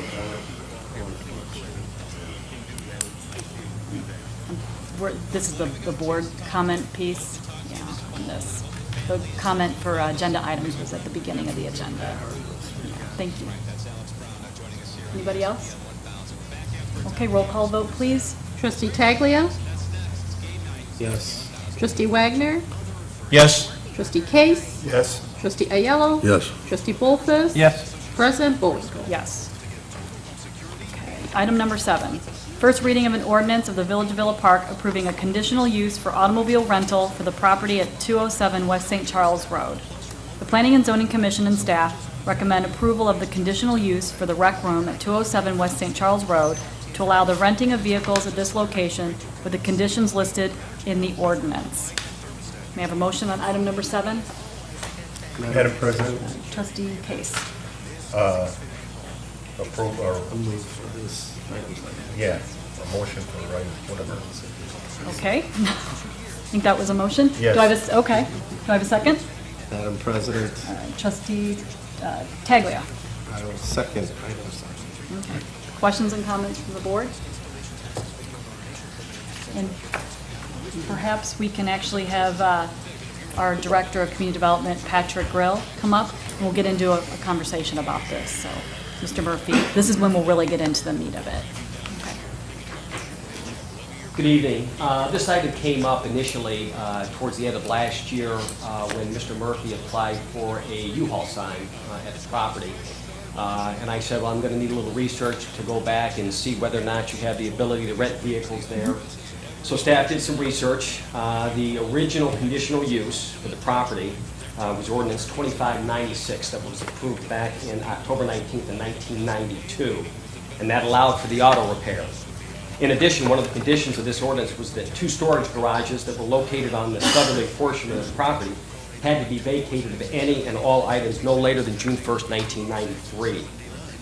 In the latter portion of 1993, the petitioner filed an application for a 2-lot subdivision, rezoning of the southerly portion of the lot from C3 to R4, and a multitude of variations that would have reduced setbacks and allowed 4 buildings on 1 lot. On December 13, 1993, the Village Board approved Ordinance 2669 that allowed for the 2-lot subdivision, but denied all the requests for variations, limited the operations of the auto repair facility to Lot 1 only, removed subsection D of Section 4 of Ordinance 2596, and denied the rezoning to R4, keeping that C3 intact. No additional actions ensued until 2001 when the petitioner filed an application to amend Ordinance 2596 to grant a conditional use for the continuation of the automobile repair facility and demolition of the existing building to build a new addition at 207 West St. Charles Road. On May 4th, 2001, the Village Board approved Ordinance 3091 that approved the continuation of the conditional use for auto repair with the following conditions. The construction shall be in substantial compliance with the site plan. The entire building shall be sprinkled or a firewall constructed, and any future development or redevelopment of Lot 1 or 2 shall require an amendment to the conditional use. The most recent consideration of the property occurred in 2004 when the petitioner filed an amendment to Ordinance 2596 to continue utilization of the 2 garages for storage until Lot 2 redevelops. On May 10, 2004, the Village Board approved Ordinance 3241 that allowed for the conditional use of the storage garages until Lot 2 redevelops, and with the following additional conditions. Removal of the barbed wire from the existing fence, no outside storage will be permitted, there would be no access to and from Harvard, that the redevelopment of Lot 2 shall be completed no later than December 1st, 2009, and that the structures on Lot 2 shall be removed prior to a building permit being issued for the redevelopment of Lot 2. The ordinance further stated that should the petitioner fail to comply with the terms of the amendment approved, said conditional use shall be rendered null and void and shall be of no further force and effect. You should have had copies of those particular ordinances in your packets this evening. In addition, staff had conducted property maintenance inspection of the subject property and made notice of a number of issues that the owner needed to address and actually has been addressing since the application for his conditional use. The petitioner did file his application. The board, the Planning and Zoning Commission did hold several meetings to consider that particular application, and ultimately, back in June, recommended approval of a conditional use for automobile rental that also included the following conditions. continuation of the existing conditional use granted under ordinance 2596, allowing for automobile repair, including its conditions, and allowing for the continued use of the existing buildings for the legal non-conforming storage, the prohibition of outdoor storage on the subject property, the inspection by a structural engineer within 60 days to ensure the structural integrity and safety of the 2 garage storage buildings on Lot 2.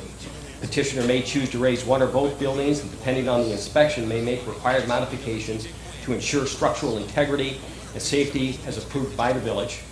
And I will come back and address that particular issue. E, that all property maintenance violations will be brought into compliance within 60 days with the village's property maintenance codes. F, that the fence along Harvard Avenue be replaced within 60 days with a solid 6-foot commercial-grade wood fence, wall, or equivalent material in compliance with the village's regulations without a gate and as approved by the village, so there shall be no access to Harvard as required in Ordinance 3241. And lastly, that no vehicles shall be stored within 30 feet of Harvard Avenue. The petitioner actually has been proactive as it relates to not only the property maintenance issues, but also the 2 storage buildings on the property. Rather than wait to see what this board was going to do, the petitioner went ahead and hired a structural engineer to look at those 2 storage buildings on the property. The results of that study showed that there were no significant structural defects that could be identified on the property. There were some property maintenance type issues that this report did notice, and Mr. Murphy has said that he will do all of those repairs necessary to meet the report. In addition, the property maintenance issues that Mr. Murphy was made aware of, I would say probably 60 to 70% of those property maintenance violations have already been corrected by the petitioner. The P&Z board did unanimously recommended approval of this ordinance that's before you this evening with the conditions listed, and in fact we do have 3 members of the commission that are here this evening. So there is one particular item that the petitioner requested that the P&Z did not recommend, and that was to allow access to Harvard Avenue and the ability to have a chain link fence with mesh along the Harvard Avenue side rather than the 6-foot solid fence.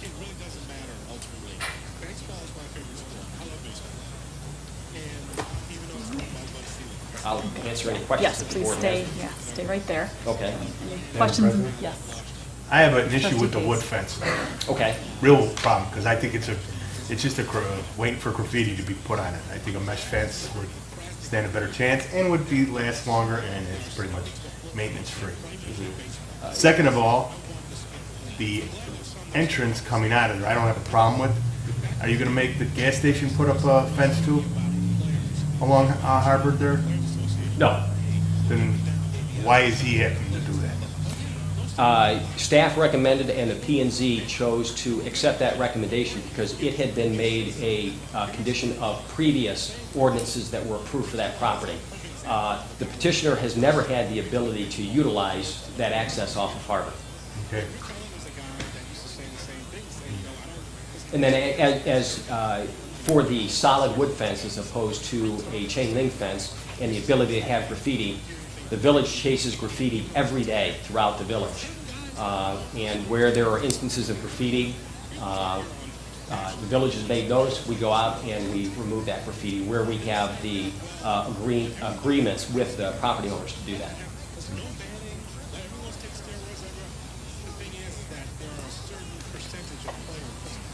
Madam President. Question, okay, trustee Ayala? The wood fence does seem a little excessive in light of the fact that it's the end of Home Avenue where you dead end at Harvard. There's residential to the south, but you cross the Great Western Trail before you hit this spot where his property is. Nobody else for that half block from home to St. Charles Road would be required or have anything similar to this. Nobody up and down Home Avenue has anything similar to that either, but at least that's all commercial. So I appreciate that the difference is a significant difference there. The village on Ardmore Avenue, where there is some residential to the south of it, do we have any fences there? that we require of ourselves? Ardmore Avenue. Yeah, we've got storage on, behind, to the south of Jewel. Okay. Do we require any fences, wood fences or fencing at all? I think there's a fence there, because there's a gate that actually opens, I think, but, to gain access, but I don't think it's not blocked off or blotted out or made opaque in any way, is it? Okay. And then there's a dealership on, or a used car dealership on Home Avenue at the northeast corner of Home and Harvard, correct? And that guy's got cars parked right up to the sidewalk, more or less. Correct. So he doesn't have a 30-foot setback. No. At least not that we've imposed upon him, and I appreciate that he hasn't come to us either for asking for a change of his property. So understand that someone here is, and maybe we would like to do this to him. But at this point, it seems to be a little excessive.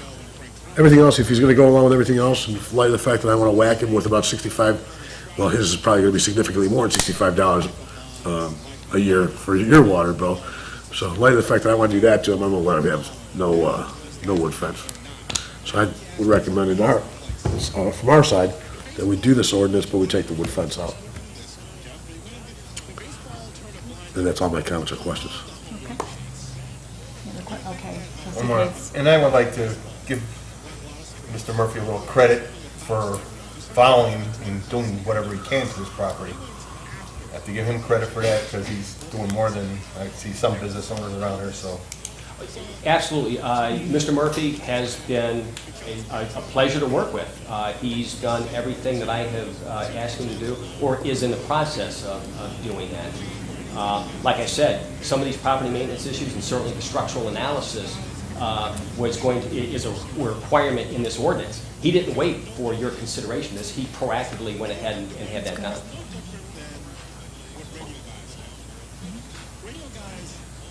Any questions and comments from the board? Yeah. Trustee Volpes? I appreciate the work that Mr. Murphy's done up to now. But to be honest, there was a number of years where nothing was done there, and the prior requirements were not met. Majority of them. But he's rectifying that, and thank you very much for doing that. So I know that the Planning and Zoning Commission worked very hard and to accommodate Mr. Murphy's request, and this is kind of a compromise. And I think on both sides, because we don't want to have Mr. Murphy have any stress on his business that he has to move or anything like that. So, we're glad he's in there, and we're glad he contributes to the community in a number of ways. So, as far as addressing the fence issue, which seems to be the number one issue that the board's bringing up, I know that there's nothing else around there that's required a 4-foot fence, or that the Village Impound lot over here where they have the picnic tables and the like doesn't have it. And I would highly recommend that the village put a 6-foot wood fence up there to screen that area, if we could put that in the budget or find the money to do that somewhere. So, I think that would be great, because it does look crummy over there too. So, but we have to start somewhere. So, and if we get an opportunity with the other businesses on Harvard there to do the same thing, we'll require them to do the same thing. And in my opinion, somebody has to be first. And unfortunately for Mr. Murphy, he's the first one to come in and ask for something special. So, I think a 6-foot wood fence there would look good. It would screen that property, and if it was screened, a lot of these issues we might not even know about, So, I know it requires a little more maintenance, but we just have to make that area look better. Even though there's no houses right there, but there's a lot of people that go down that Harvard Avenue right there to get to their homes. So, and I don't have any trouble with the 6-foot fence. So, I think it would look good, improve the aesthetics in that area. And like I said, somebody has to be first. Any other questions and comments from the board? Trustee Taglia. I'd also like to just thank Mr. Murphy for working diligently with the Planning and Zoning Commission and with the Director of Community Development. I understand the privacy fence may be an extra burden for you, but on behalf of the residents of the village, I appreciate it. I know it'll definitely make the area look a lot nicer, and hopefully people will follow suit, because I think it'll take care of a lot of the issues with people complaining about businesses and their equipment, trucks, or whatever it is people complain about. If they don't see it, then it's almost as if, there is no problem. So thank you very much for agreeing to the fence. I hope that you continue to do well in Villa Park, and if you have any concerns, feel free to contact me or the board. I'll be happy to work with you. So thank you. Any other questions and comments? Madam President. Trustee Ayala. This is one of the problems that we have as a board, I think, is as a government entity. We tell you to do as we tell you to do, but not as we do. So we're going to leave our fence the way it is, but we're going to demand that he do his fence now. We're going to leave our fence the way it is because we don't have the funds available. But we're going to make him do it without even asking him whether he has the funds available. Maybe what we consider, at the very least, is giving him more time so that you don't incur this massive expense, which that's a very long distance of fence. It goes quite, you know what the distance is there? 250 feet, 300 feet? Right? Get an idea what that costs? While he's got engineers over there working and trying to get the rest of the property in compliance? Don't know what that cost might be. We have any contractors there that would know? Have an idea? Good. It's just the maintenance that goes along with it. I have one other question. Okay, Trustee Case. What is it gonna do to Mr. Ranieri's business if he doesn't have access to Harvard over there? What's it gonna do? Make- We're only in and out of it maybe one time every couple of days. It's not like there's 15 people going in and 15 people coming out. When I'm getting it, I don't wanna see it leak. That's what I'm getting. That's the only way we can get it. That's the way it's presently configured.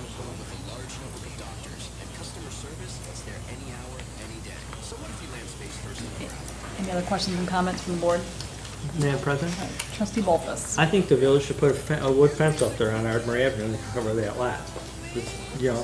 So it's $5,000. Do it, But I think there's another way out of that backyard there. Can't you get out through the gate on St. Charles Road to get your equipment out? You can't get around the back there? You can't get around that. Well, I don't know. We took down some stuff. I don't know if we can get around that. I'm sure there's a way, because I can see through between the buildings that you can get around it. Yeah, go through. Yeah. Move that to the other way. So it can be accommodated, so.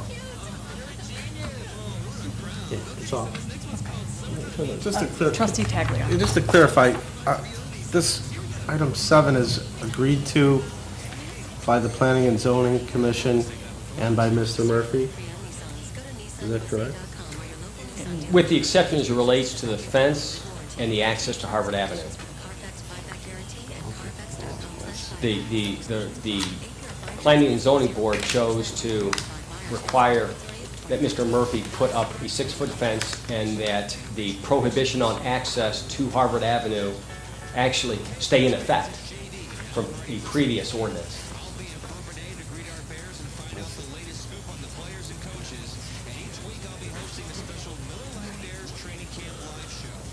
Any other questions and comments from the board? Trustee Wagner. Just a question, is there a curb cut on Harvard Avenue for the, okay. Madam President, have we asked about what would have to be done in order to be able to find access for Mr. Ranieri's vehicles and equipment from somewhere other than Harvard Avenue, so we know what the rest of this is actually going to cost, this gentleman? Do we know that answer? We don't know the answer to that question, no. Not that the cost, but do we know the nature and extent of the work necessary to get him the access to St. Charles Road as opposed to where he's getting access right now from Harvard? Well, staff believes that there's sufficient access in and around those buildings that if there were no outdoor storage there, they would be able to access that area.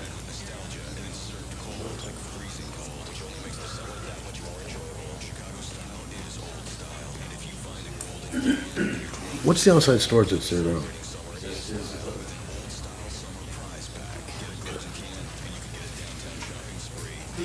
There's 3 kids here, a small backhoe, a couple of saws. So his equipment that we're letting him, we're gonna allow that to be there under this ordinance, correct? Provided it's 30 feet away from Harvard Avenue. So you just gotta move it. Right. But if we left it where it is, and we made the fence, we put the fence up, it would be behind the fence hidden anyway. Correct? If it were below 6 feet in height and you couldn't see it, that is correct. How high is the equipment? Well, the only thing that sticks up higher than that would be the backhoe. And that would just be the garner. That's the only thing that sticks up. Why not an 8-foot? Why not a chain link? That's the obvious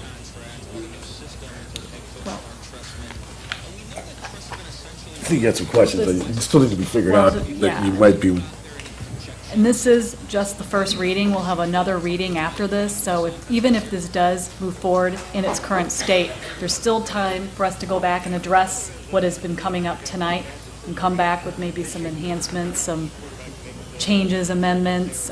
We can continue our conversations with Mr. Murphy. So even if it does move forward in its current format, we still have time to make some changes and adjustments if necessary. Madam President? Yes. You know, I Trustee think I see Volkes. the chairman of Planning and Zoning raising his hand back Yeah. there. Is it okay if he Sure. addressed us? Yes, please. I'm sorry I didn't see your hand. I saw Mike's, but I didn't see Robin Whitehurst. He's our chair of our Planning and Zoning Commission. On the fence, I just want to give some perspective on the fence, the solid fence. This is something very usual that we do when there's a conditional use, and there's a use that's maybe not compatible with the other uses around it. So Mr. Murphy's property, as was discussed, backs up on the trail there, and then there's residential to the south. And obviously along Home Avenue there, this is what we're talking about, is visibility of the outside storage there, and the items stored there, and the buildings, et cetera. So it's very typical for us when someone comes, a petitioner comes and wants a conditional use. They are maybe near a residential neighborhood, and we look to mitigate some of the impact of this use that's maybe, not necessarily compatible with residential on that other use. So solid wood fence is very typical. You'll find it in zoning ordinances all over the western suburbs, and it's one of those sort of go-to things that the commission will use. So all respect to Trustee Volkes, we've been asking for solid wood fences since I've been on the board, and it's been a long time. So that's not something unusual, and especially in this case, it would be something very typical that we would ask for, because we do have that situation where we're trying to mitigate a use that's perhaps not necessarily compatible with the residential use that's immediately south. I understand Home Avenue is a different use, and there's different along there.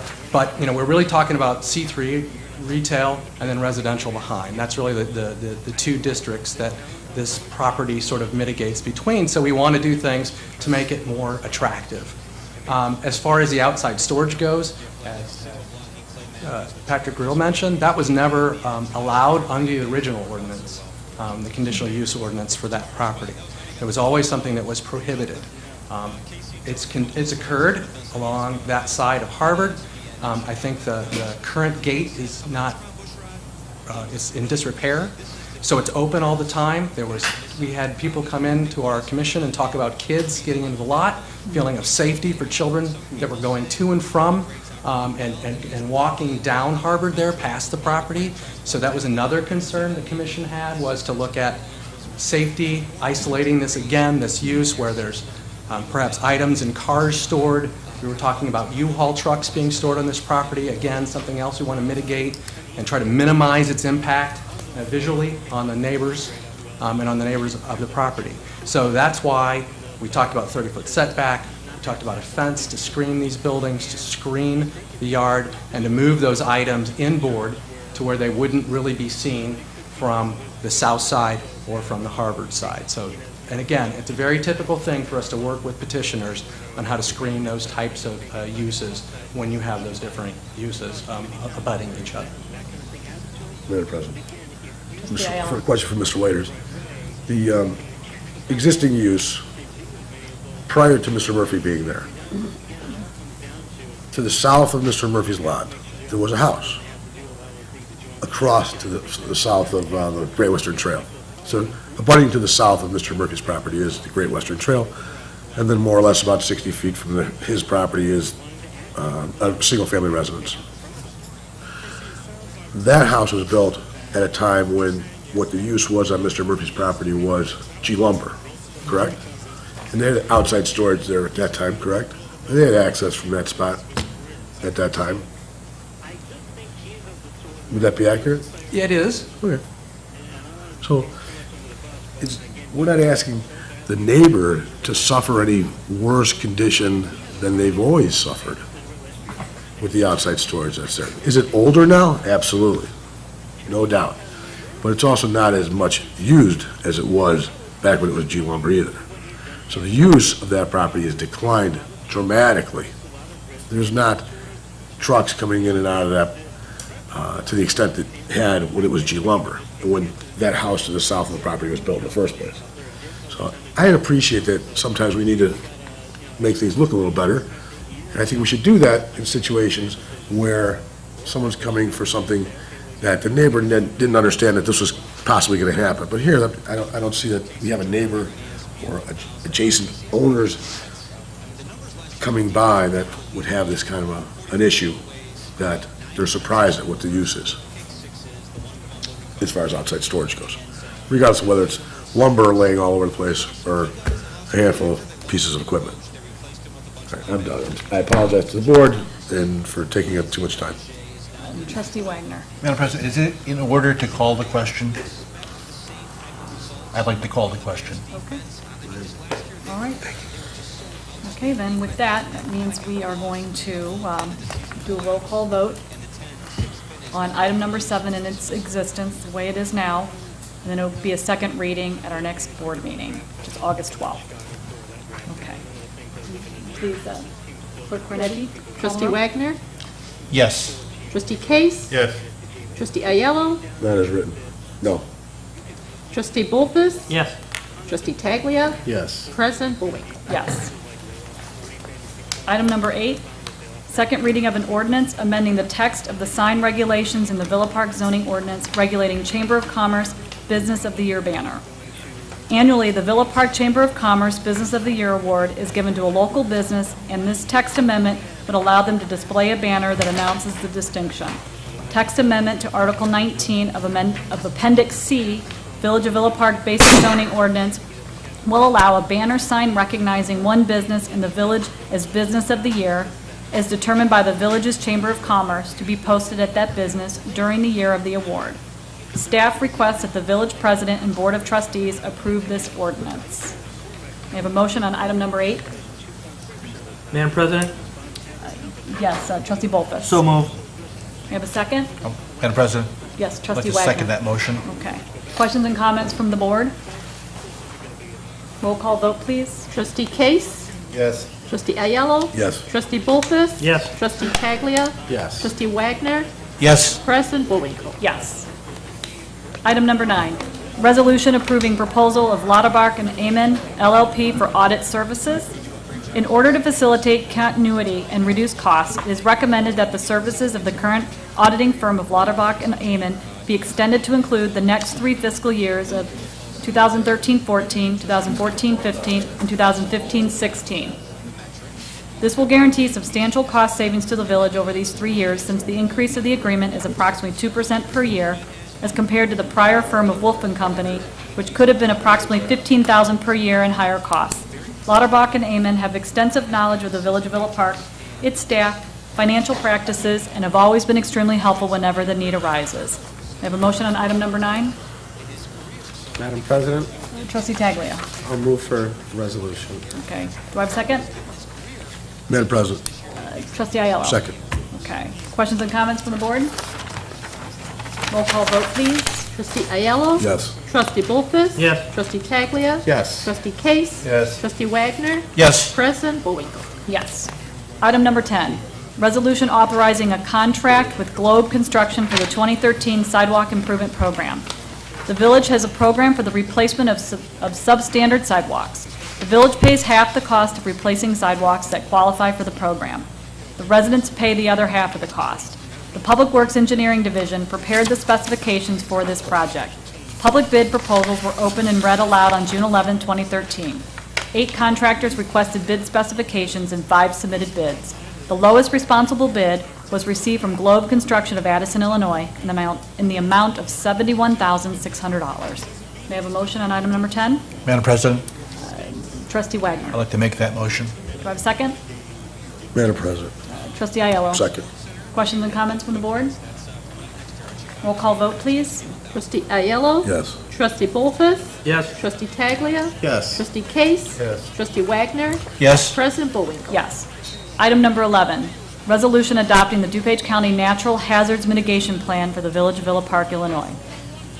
Adoption of the plan update is a prerequisite for obtaining Federal Emergency and Management Agency, FEMA funding for several mitigation programs. Staff requests that the President and Board of Trustees adopt the update of the DuPage County Natural Hazards Mitigation Plan for 2012. We have a motion on item number 11. Madam President, Trustee Aiello. move to approve resolution. Do I have a second? Madam President? Okay, Trustee Bullfus. Second. Questions and comments from the board? Roll call vote, please. Trustee Bullfus? Yes. Trustee Taglia? Yes. Trustee Wagner? Yes. Trustee Case? Yes. Trustee Ayello? Yes. President Bullwinkle? Yes. Item number 12, resolution establishing the Village of Villa Park 100th Anniversary Commission.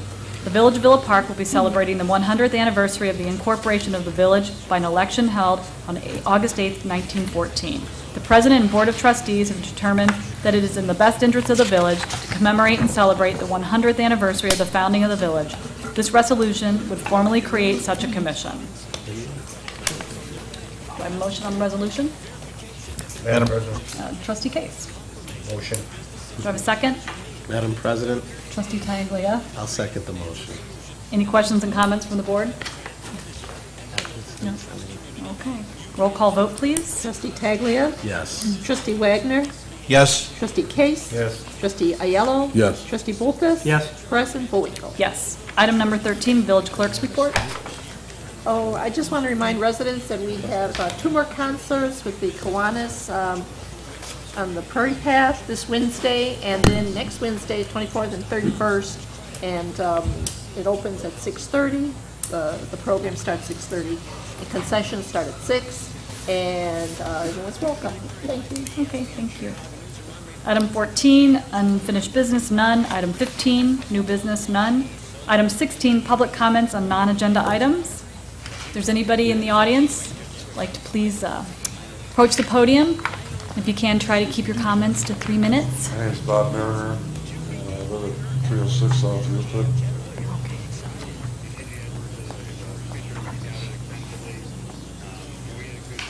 I'm here regarding a contract that I entered into in late September of 2012 with bath fitters.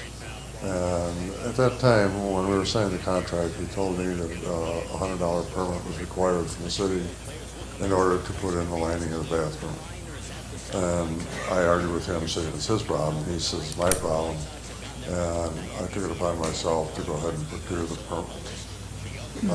At that time, they told me there was no plumbing inspector when I got the permit. And they said they sub it out to, well, now I know it to be Technical Cold Services Incorporated. And I called for a rough inspection, no one showed up. I called for a final, and first of all, without a rough, I can't use the bathroom. And he doesn't show up, and I can't use the bathroom. Fortunately, I have 2 others that I can use.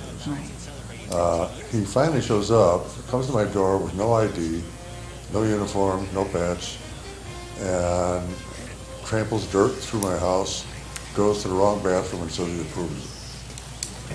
And I told him, the one you want to see is upstairs.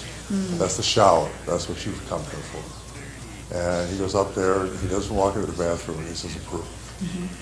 And it requires on your permit that sewer should be inspected, water should be inspected, structural should be inspected, plumbing, electrical, and a final. All we got was a final. And it wasn't even a final what he did. And I'm extremely upset with him. I know there's no statute of limitations on this. You know, it's been a long time, me getting here to complain. I made the time tonight, and you should excuse my appearance because I've been on air conditioners all day long. And I want my $100 back. You did nothing for the permit. And I deal in construction all my life, and permits are to see to it that codes are upheld. If you don't have the inspectors, and I know we've lost a lot of them, and I assume you've got this company handling it now, or this I said is back in 2012. Have we got inspectors now that are handling it? Manager Keener, if you'd like to Sure, address thank you. this. Yeah. I believe at that time, it was probably BNF Technical that would, we can use as a consultant, a third party to do our inspections. However, now we have a part-time plumbing inspector and a part-time building inspector. And I'd be happy to take a look at that and meet with you tomorrow and see what we can do. Okay, how do I meet with you? You can give me a call, or I can call you, but probably don't read your number on, don't say your number on camera, but I can give you this. And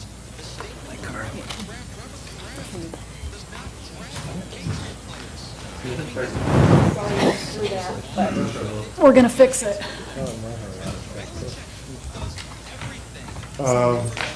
That's it. This is my first time at a meeting, and I would have commented on other agendas, but you didn't ask if there's any comments from the audience. For example, I only allowed 3.5 minutes up there. Is that per agenda? The public comment on agenda Well, items is for example, the you COW. referred to comment going to, I didn't catch the name of. Verde. And we can go with anybody we want. They make the switch over for you, so there's nothing to opt out of, because you just sign up with your people and they take care of it. You don't have to opt out of the comment. They're still going to deliver your electricity. Right, they are. And also, with regards to the water, I called in a water main break. Took you 6 weeks to get there. I don't know how many hundreds of thousands of gallons went down the street. When was But I this? had mosquito infestation that was unbelievable When because of was- standing water. Yeah, when was this? It just got fixed 4 days ago. There were 6 weeks prior to that, and probably 10 phone calls. And they finally come out and repaired it. And every time you people decide that you're gonna repay the street, you totally ignore Astor Court and Myrtle, because they're only 2 blocks long, and of course, there's not much traffic on it. You, one year, went out and bought new snowplows, rear plows. When you went down Astor Court, you lost the 750-pound leading edge of the snowplow because the street is so rough. You didn't know it. The driver didn't know that the leading edge had been lost until he got back to his home base and saw that it was gone. I saw it come off, and I put a chain on it and dragged it up into my driveway because I thought it was too dangerous to lay in the street. It weighs 750 pounds. But when you rip off a 750-pound leading edge, you know that street's in bad trouble. You said, Mr. Wagner, you said that you drove down Van Buren, was it? Take a ride down Astor Court. It's only 2 blocks long. That's why no one pays attention to it. No one pays attention to Myrtle. It's 2 blocks long. We have no street. We have no curves. Yeah, well, actually, the manager has an update about that, because that is on the docket, Astor Okay, Court I've and gone Myrtle. too far to That's tell No. me. But just in terms of your concern about those particular streets, Manager Keener wants to do a quick little No, actually, update on that. we're taking a look at both of those. So those could be on our next design and be shovel ride. Great, appreciate it. Appreciate your time. Thank you for your time. And the manager will get in touch with you, or you've got his card to call the manager, actually, so make sure you give him a call, okay? Yeah, make sure we get you two together. Okay. Anybody else for non-agenda items from the public? Okay, all right. Greg Gola, Yes. Director of Parks and Rec. I'd like to take this time to publicly thank the Mariners Swim Team Parents Organization and our coaches for hosting the B-Conference meet this Saturday. I don't know if any of you know, but the Addison Park District's pool has been closed all year. And none of the other communities stepped up to the plate to host the B-Conference. Gina and her staff, along with discussions with the President, Sue Roca, and Jen Burns, decided that we would take on the B-Conference, which is a lot of work. We have 140 plus swimmers, and this is like their Super Bowl. This is their World Series to swim the final meet and to compete against 4 other teams, and they stepped up to the plate. Now it did lead to a little inconvenience. We did have a special event planned from 1 to 6. We had to push it back about an hour, hour and a half, but we thought it was important that these swimmers had a chance to finish their season off the right way, especially after getting up at 6:30, 6, 7 in the morning to swim on cold, rainy days since May. If I may, I'd like to read this letter from Executive Director Mark McKinnon from the Addison Park District. Dear Mr. Gola, on behalf of the Addison Park District, I would like to thank you, your board, and staff for your tremendous accommodations you have given our community, its programs and events, allowing us to utilize your aquatic facilities this summer. We are most grateful for the cooperative spirit between neighboring districts. It has been an immense challenge to reschedule all of our programs and classes upon learning our own aquatic center would be unable to open for the 2013 season. We all have challenges during the year, and it's comforting to know we have the support of our neighbors during a time of need. All the best for the rest of the summer. Cordially, Mark McKinnon, Executive Director. So, again, I'd just like to thank Jen and the Mariners Parents Organization for all their work that they did, Marlon's crew and Gina for hosting that meet. It was a big undertaking. And again, there was some little bit of an inconvenience for our special event, but we handled it. 130 or so plus people showed up, enjoyed the time, and they had a good time Saturday. So, thank you. Thank you.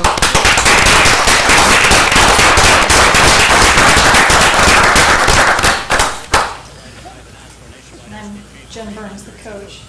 I just wanted to take this opportunity to thank again, the entire village, the regular Jefferson Pool patrons, and especially the surrounding residents.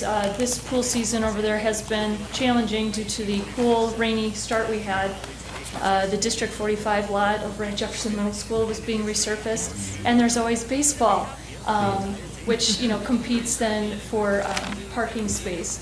So, and with the hot weather we've had the last couple of weeks, people start to get a little tense and a little bit more on edge. But really, the other teams were just amazed at how well our swim team organization works with the Parks and Rec Department. Marlon Helmel with his crew, getting everything organized for the meet, because we have swimmers that are on the outside, and sometimes because of its location, it does have a tendency to have a few extra people kind of wandering around, and they don't always take the best care of the property.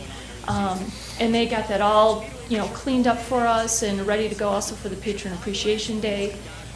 Gino's in communication with Addison because, there's all the logistics of tables and chairs and making sure you don't accidentally take somebody else's equipment back to the other pool, and who brought what and things like that. So these conference meetings are something that we start planning a year in advance, and to all of a sudden kind of punt the last couple of weeks, because Addison was really optimistic that they were still going to be able to get their facility up and running to host this conference meet. And it finally just became very apparent that, folks, this isn't going to happen. Somebody's going to have to help out. And we actually won B Conference with an 80% of our swimmers. 80% of our swimmers swam their fastest time that season at that meet. I like to think home field advantage too.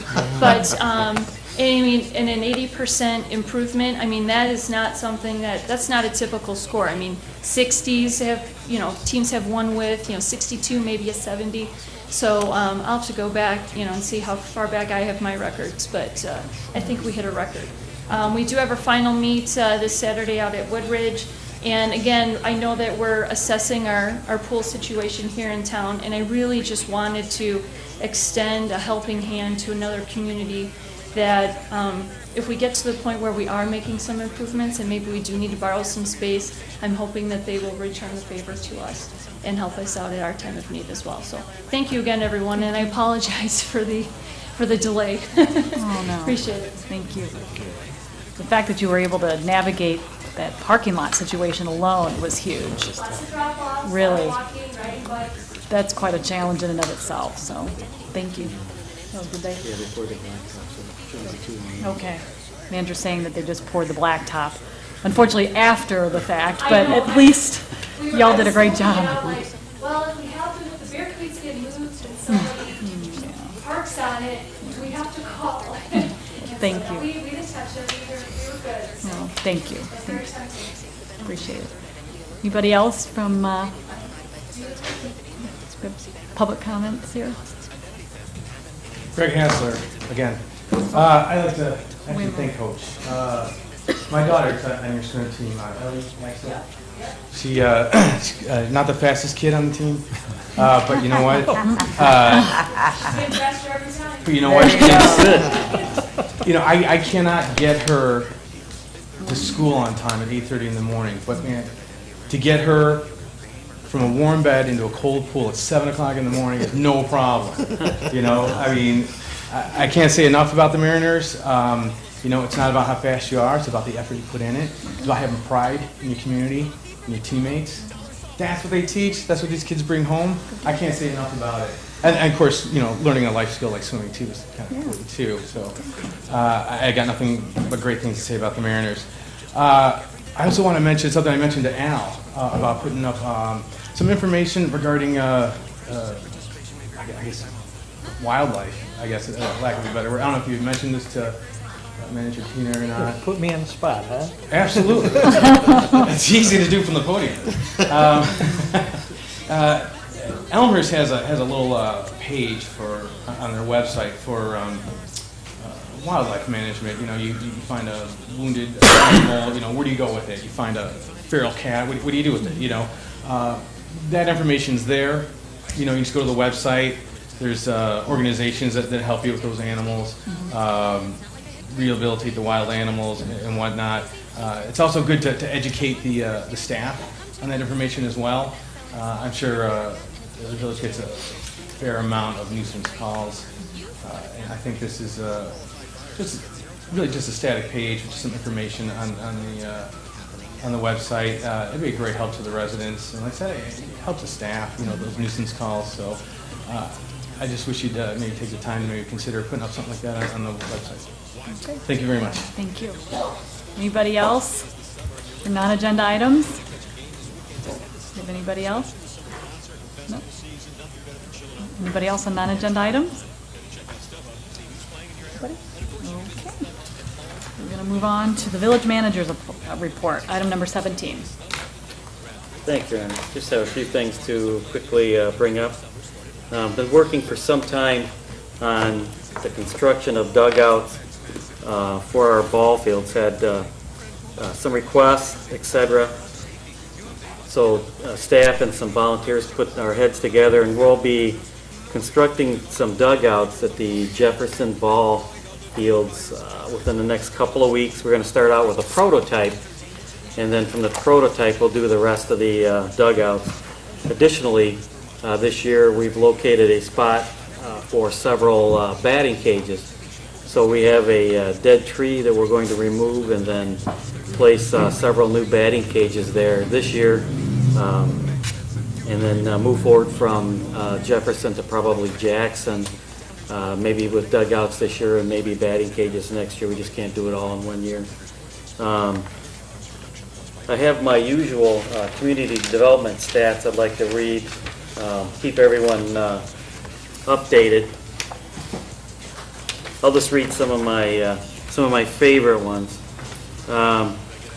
Community development, and this is year to date for 2013 versus 2012. Community development has done 1,365 site visits versus 360 last year. Adjudications, which is actually receiving a citation and coming into the chambers to discuss it with a hearing officer, There is 414 cases this year versus 56 last year.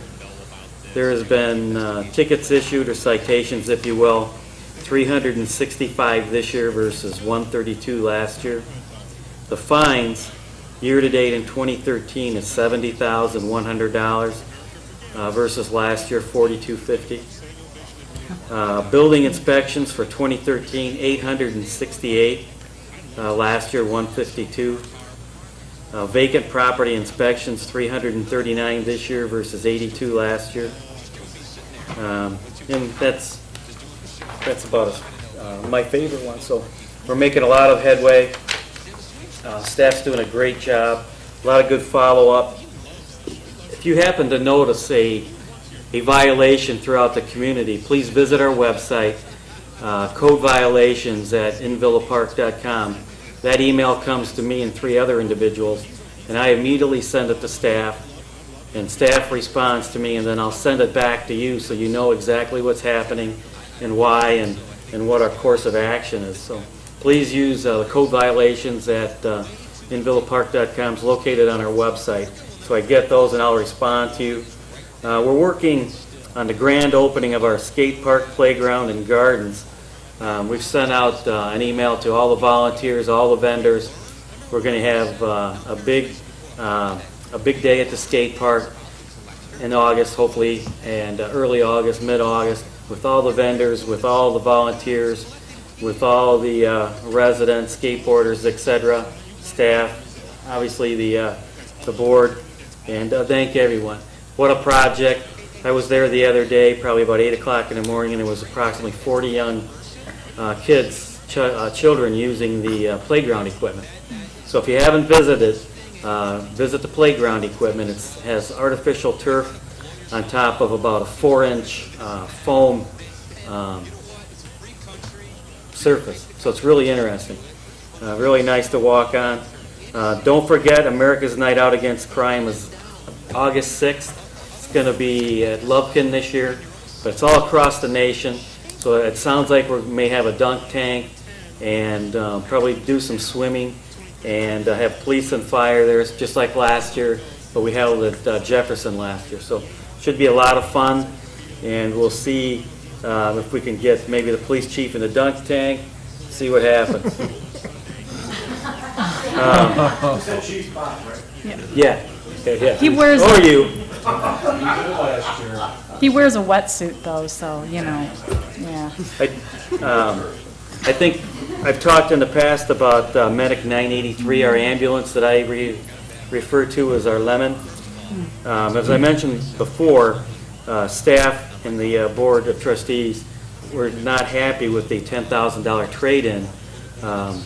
So what we've done, we've placed Medic 983 on an online auction at an opening bid of $28,000, and so we'll see what happens. Now, if this actually sells within the next few weeks, we'll actually take the funding, turn over the ambulance, and then operate on our international ambulance and our other ambulance, and then enter into an agreement with surrounding communities to help us out if we happen to run into an incident that we need more than 2 ambulances. And then I believe, if I'm not mistaken, the ambulance is going to be ordered this week, and that'll be an EF 450. So if you need maintenance, you pop the hood on the outside rather than Medic 983. It's like a van. You have to go inside and pull the hood off, which was not very well, not made for us. So thank you, Your Honor. You're welcome. Thank you for that update. Item number 18, Village Attorney's Report. No report. Item number 19, Village Trustees Report. I'll start on my right tonight. Nothing tonight. Okay. Trustee Taglia? Just a couple quick things. A reminder, the Senior Concerns Commission meeting is coming up the first Monday at 2:30 in the afternoon at the Community Recreation Building. And also, I just wanted to thank the Islamic Institute, or the Islamic Foundation, I'm sorry, for inviting the village officials to their Ramadan dinner. It was very educational. It was very interesting experience, and it really removed a lot of false ideas that I had. So I'd just like to express my thanks to them and encourage people to look into it a little bit and see the important things that the Islamic Foundation is doing in our neighborhood and for our community. So just want to thank them. That's all. Thank you, Trustee Taggart. Trustee Case? Nothing tonight. Okay. Trustee Davis is out of town tonight, so Trustee Wagner? Thank you, Madam President. I'll be very brief. I just want to echo what you said about the volunteers that did the Metro Station cleanup, the members of the Environmental Concerns Commission, the Prairie Food Co-op, and others were there, and it was a good workout, shoveling the mulch. I was just trying to keep up with the manager, which was something in itself. I would also like to mention that the Environmental Concerns Commission has their meeting this coming Thursday, July 25th at 7:15. And I also want to echo your thanks to Ken Jacobson for his generous contribution. I know that Ken, many years ago, was on the old Environmental Control Board, and he ran the recycling center on Home Avenue. And he and his late wife, Pat, were very much involved with a lot of good works in the village, and Pat worked for a long time at the library. So I just want to say thanks again to him for that generous gift. And I just wanted to ask the manager just a follow-up question. We had the representative from Manhart Consulting about the Salt Creek watershed and the conflict about the floodplain insurance. And I just want to know if we had gotten any resolution with our study versus the county. Thank you, Your Honor. Trustee Wagner, that's a very good question, and at this point, we have not resolved anything, but I know that FEMA and DuPage County are reviewing our analysis of their FAQ model and of their flows, and I can't speak for the board, but I really appreciated Manhart's 4-point analysis where it showed that our flow was much different than DuPage County's. I will keep the board and the citizens apprised of what transpires, and hopefully, after review of our study, that they'll reduce their flows, and by reducing the flows, they'll reduce the footprint of the floodplain map and take some of our residents out of the floodplain and save them the monthly floodplain insurance. Thank you. Thank you. Thank you, Madam President. That's all I had. Okay. Trustee Ayala. Just one matter, Madam President, which is, my understanding is that Manager Keener has a background in sanitary districts. Would that be accurate? In my previous life. Some distant background. Yeah.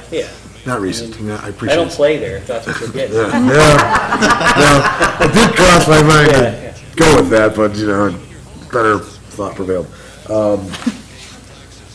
What I'd like to see us try to do, and I don't know if we've done it already, and maybe we're looking into it and I just missed it, is try to coordinate bringing the sanitary district into the village. Have we ever talked about that? Yes. Yeah, okay. So I just missed it. Is there any progress on that? Because it seems like a good time. If you know what you're doing with this stuff, which is the rumor. All right. Thank you, Your Honor. Yes, in the previous past, I did work with water filtration plants and sanitary sewer plants. In fact, President Bullwinkle and I recently toured the Salt Creek Sanitary Sewer District facility with its manager, and yes, it was. You put in your manager's report. And they are doing improvements at the facility off 83, and right now I believe they're doing a sand filtration facility building, and they do much the same things that that were in the plant that I supervised along with other departments. But it's a very interesting plant. The plant serves only the Village of Villa Park. It does not serve Elmhurst. Probably has about 2.5 million daily flow or so. And yes, we have met with them prior to the tour of the facility and discussed possibly combining the bills and using staff from their facility and staff from our facilities as just cooperation. But one of the sticking points is that their employees are not unionized and ours are, but that's not surmountable. And I know that DuPage County Chairman Cronin is taking a look at dissolving different layers of government, and I believe that is one. And quite frankly, if it's dissolved, probably the best for that facility to end up would be with us because it only serves us. And I believe that would be the best thing for that. Yeah, because otherwise, if it gets dissolved and it goes to the county or Elmhurst or some other town, Oak Brook, we will be paying the county or Elmhurst or Oak Brook to serve us. And we want to be votes in those towns. Do you need anybody to do anything on that, to follow up on anything? Actually, there's been some communications last week and the week before, so it's kind of moving along. In fact, we just shared documents last week. I took a look at their financials along with their building footprint, and I have a belief that there would be savings if they were to come and be with us, Village of Villa Park, and not only savings and probably mailing expenditures because it goes out that way, but probably staff savings of some sort, and so I'm willing to work towards that, most certainly. Do you have an idea of what it would take to merge them into us? Anybody have an idea what that would take as far as legal documentation? I'm not for certain, but I think it would be maybe a motion on their board to dissolve, but I think we'd have to do some extensive research. Can I chime in on that? Before you guys all start merging with the sanitary district? You know, Go for it. I have a whole bucket full of questions about that. You know, so as of right now, I'm not 100% sold that it's the best thing for Villa Park. So I need to be A little bit more convinced. work, yeah. Yeah, a little more work, yeah. A lot more work. Get on that then. So let's not jump in to say too quick here. There's a question. Run a sanitary plant, no problem. Anything else? Oh, I'm good, Dan, thank you. No, okay. I rest. Okay, manager has one. All right, so you're done? Yes, ma'am. I'm sorry, okay. Trustee, I'm sorry, Manager Keener has, has one more item, so. Yes, I'd like to thank all the volunteers that helped during the Metro cleanup this weekend, and I enjoyed it immensely.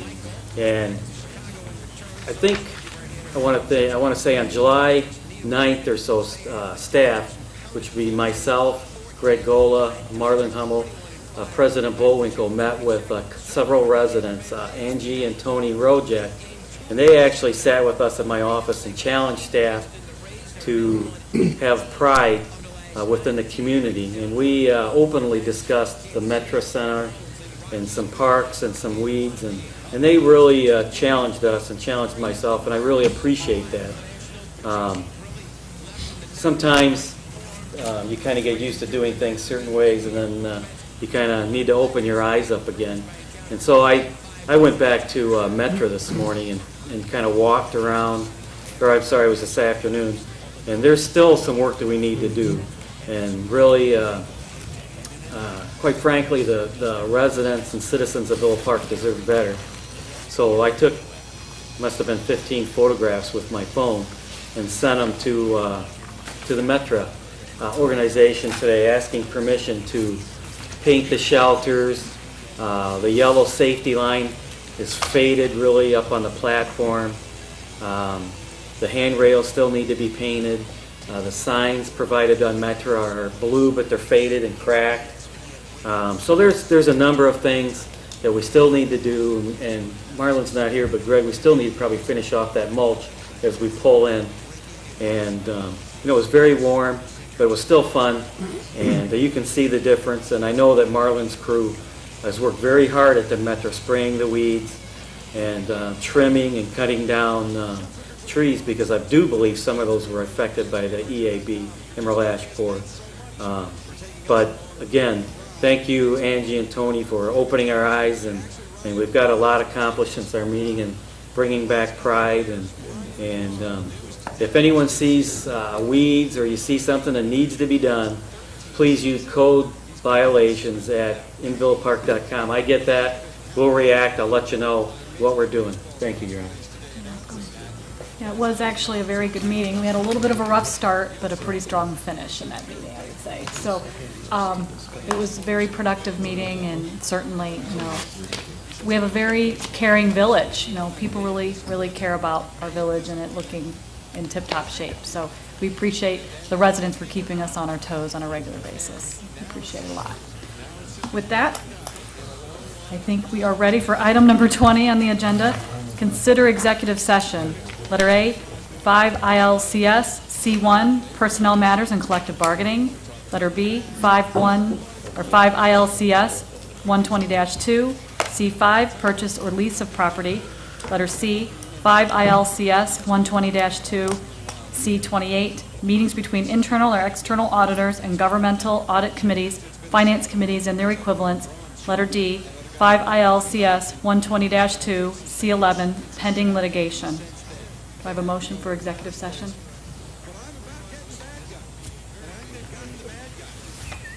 Motion? Okay. Looks like we will not have executive session this evening. So I'm going to jump ahead then to item number 22. Madam Since President. item 21 doesn't count at this point. Item number 22, like a motion for adjournment. Madam President, Trustee Taglia? I'd like to move to adjourn. Okay, do I have a second? Madam President. Trustee Case? Second. Okay, all in favor, say aye. Aye. Okay, we are adjourned at 10:06 PM. Our next meeting, full board meeting, will be on Monday, August 12th, 7:30 here at Village Hall. Thank you.